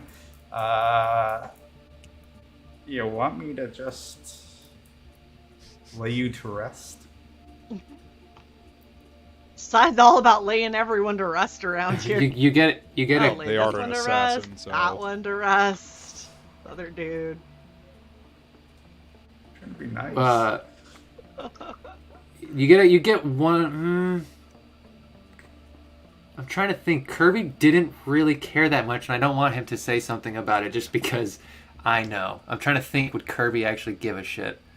I don't think Kirby would. So he would probably just be like, what all did you find? Anything important? If my body can't be saved, you fucking send it to hell. I mean, I don't want phrasing. I don't want to go to hell. Just destroy it. You can see he starts to ramble. That brings up a good question. Could magic restore this body to function? It could, but the nature of this body was some weird amalgamation that you don't necessarily know, so you don't know what bringing this body back to life would do, and it might take Johnny out of the soul jar and put him back in it. Johnny might be left in the soul jar. Oh, is that Johnny? I thought that was the head bad guy, Lord. Whatever. No, not the head bad guy. The one you stabbed in the back was Johnny. You left the note. Yeah. Shit, then Yeah, I'll no. take Johnny with us. Oh, so you're not gonna rig that with the thermite, okay? No, he's gonna get tortured for much longer. I thought this was just the BBEG Well, from season 1, and I really didn't give a shit about him. So you do know that you don't think he can attempt to possess you for another amount of time. You don't know exactly how long that is, but you think because you resisted his will, he'll have to try either another person or you after a certain amount of time. do I think that he can reach out through the bag of holding? No. You don't think Okay. you can. Okay, then yeah. I mean, I'll go back and feed this guy to Perry. Why not? Oh, He likes it. Besides, Perry's been doing us solids left and right. So. I really like that. That gave me just the funniest idea. Oh man. There you go. Okay. So with that, you rig this platform of the disgusting cell. So I think that we can reassemble Kirby. If I'm right, this was like a replicated body, right? Because we all came out of Kronos' printer. No. Oh wait. You guys were chimeras.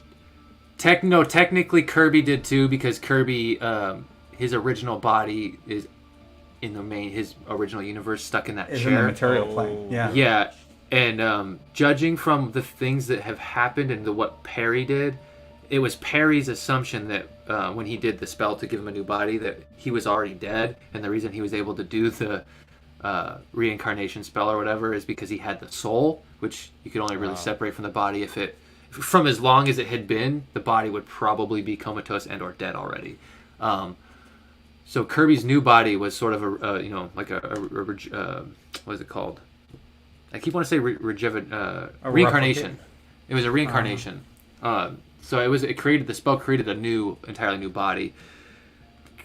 Healing this, it is a replicant body. It might just be a vacant old man body at that point of a replica, like a vacant chimera body, you think, if you were to take that course of action.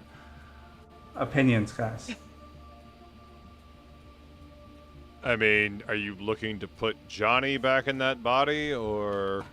No, that does bring up an interesting point. If I stuff this body in the bag of holding with Johnny, could Johnny possess this body?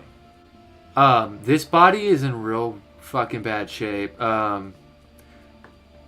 You're Like picking an up animate corpse dead kind of parts, thing. is what it sounds like. Yeah, you would have to take time to carefully use medicine to detach all the parts if you want the whole body intact. If you just want a piece to try and do a stronger spell, you can.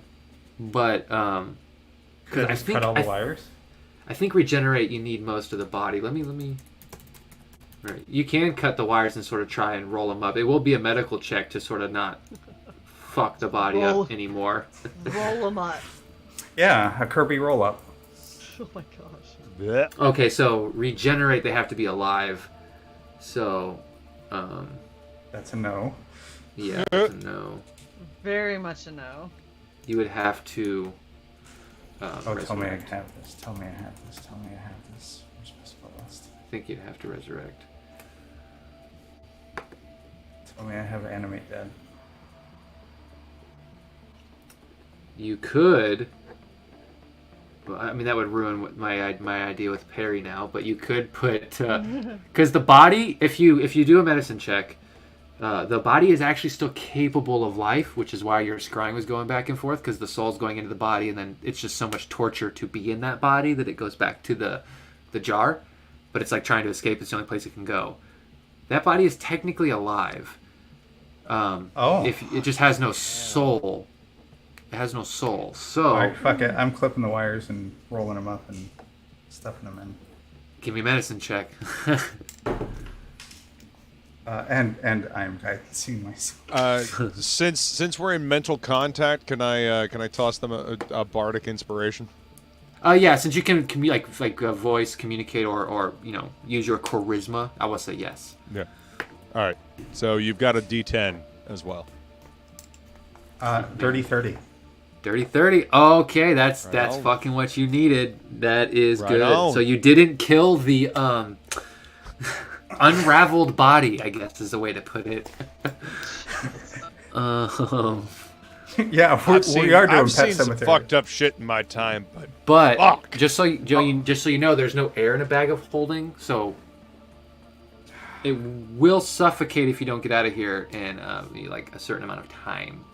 Can I just leave it open just a little?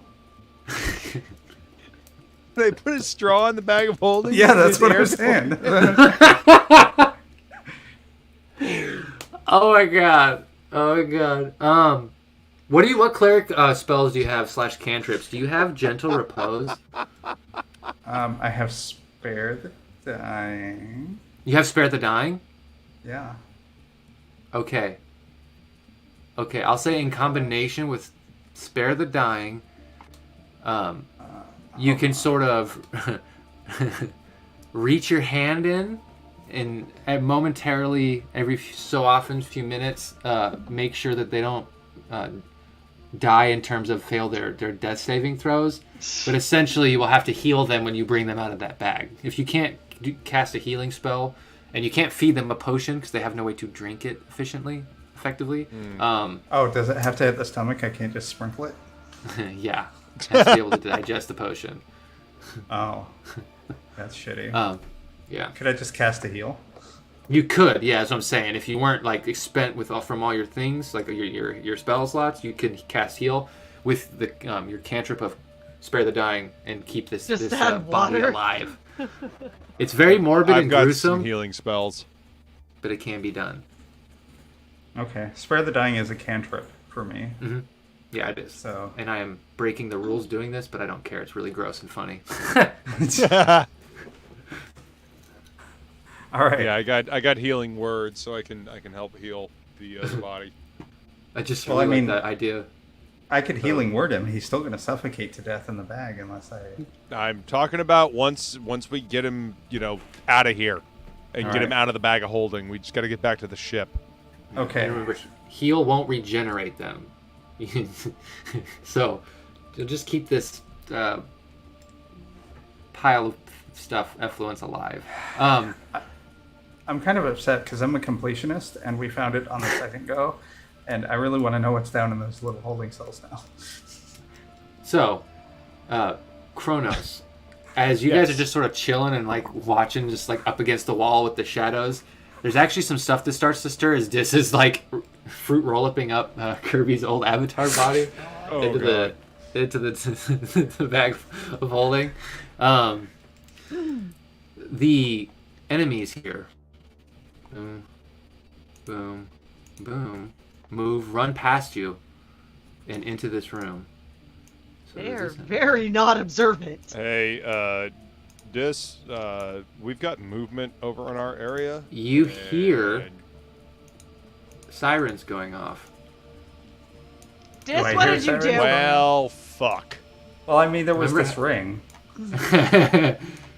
Yeah, if you give someone enough willpower to start and enough reason to start working back, they're like one of the most powerful scions in existence. Yeah, some things can happen.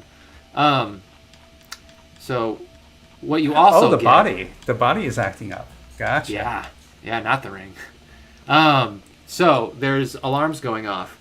At the same time, something weird happens. You get a call from not Tarn and Stellar, but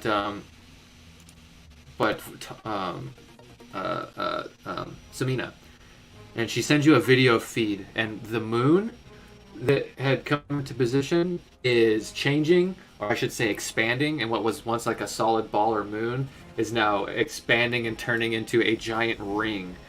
I need Kronos and it's fucking Unicron Discord to make Arcana checks, because you've seen something like this before on several other scales. Bryn hasn't seen shit though. What Bryn was doesn't your know what's Arcana? happening. I'm curious. My Bryn. Arcana? +0. When you what's the total roll? Oh, if I rolled Arcana? Hold on. Yeah. I'm just kind of curious. I want to see what Bryn's interpretation of this moon ring is. 10. Oh, a 10 total? 10 even's not bad. Bryn, when you're seeing that before Kronos, before you can comment, Bryn kind of mutters, "That giant metal donut's gonna swallow the elf world." Nice. Yeah. Yeah. But I got a 22 on my Arcana, by the way. 30. 22 21. dirty 21. So with the 22 and 21, that actually looks similar to what Bach's teleportation gate looks like, or some of the stuff you saw in not Zalnan, but Nalzan's research, his annoying brother. This is a giant gate. And Hasn't it's- been turned on, but it is opening, and you get Samina to send you this saying she's worried, and you can see like the rebels sort of chasing down these this one cruiser, this giant cruiser ship, and they're sort of like bombarding it, and it's sort of like kind of blowing up and breaking apart. Do you guys have a chance of denting that ring at all? You just get like LOL in caps. Yeah, no, you don't. You think the size of this thing is insanely large. There's probably one small spot in it you got to shoot to destroy the whole thing. Is there a trench? Oh. No. Well, I mean, there is a trench, but it's not the same. You'd have Okay, to I probably sent back. do a lot Scan it more. for thermal exhaust ports. It's really far away. It's like really far away. And getting there, you'd have to go through, like I said, the whole Elven Armada. So that's like really not on our plate right now. No, but as you get Damn it, that as you get that image, Dis is rolling up Kirby's body into the bag of holding, and with the magic jar and Johnny. Kronos, you're amazed at the interpretation of the giant donut eating this world, because you think, oh, there's a chance she's right, maybe, or something's going to come out of it, but it's big enough to swallow that world, so she's probably not too far off. But at that moment, all the elves sort of run past you, all this chaos starts to happen, when we'll pick up next time on Dice Names and Dudes when we come back. Nice. Holy hell. We went an hour longer, so I figured I'd stop it there before things Oh really my get gosh, going. it's fucking midnight? Shit! Show is. I didn't even realize. I know you didn't. I was just into it. That's I was awesome, like, though. yeah, okay. I was painting and paying attention, so I wasn't like paying attention to time. I was paying attention to this that I started painting. Oh, dang. Oh, that's gorgeous. Cool. Yeah, that fucking looks good. Thanks. Is that one of the planners? It's one of the bifolds. Oh, it's a wallet? Mhm. Nice. Steal that bitch from bringing to me. Wow. I just got one of these things. Let's see if I can turn my Is it a Ridge wallet? Yeah. It's a Ridge wallet. I knew it. Shay, do you have that one handy that They're you? slim. Shay has a knockoff. Set the mood. Nice. So Shay got me a real neat light that stands in the corner and aims at the corner, but it like makes the entire like corner of the room glow. It's an RGB. Yeah. They're fun lights. Yeah. There it is. I guess. Oh, nice. Yeah, so it opens and opens, but then it has Oh. the card thing. Right Oh, there. like the slot. Oh, for the Switch slot. Cool. That's You cool. know, Yeah, pull so it it's like a down, Ridge it'll XL. show up. Mhm. Yeah, And that's. You're supposed to put an Apple AirTag in it so you don't lose your wallet.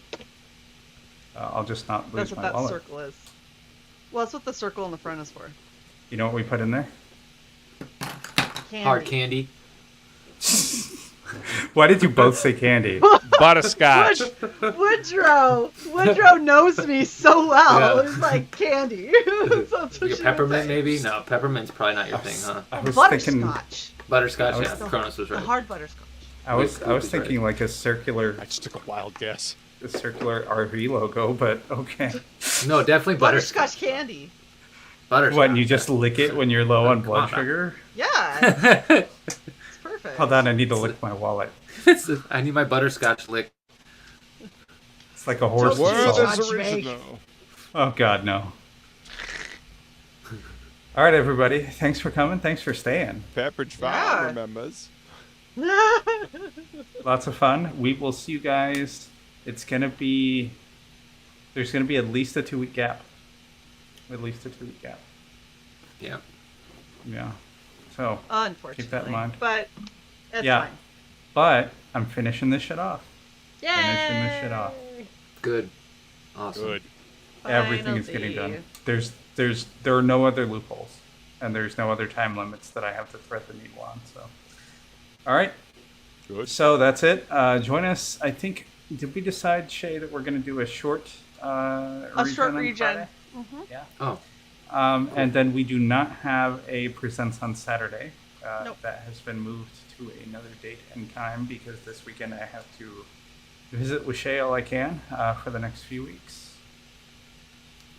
Yeah. And I have college you do finals. a lot of coursework. Yeah. It's like you have a lot of college left. Yeah. All right. So thanks for coming, and we will see you guys next time. Bye. Peace out. Later.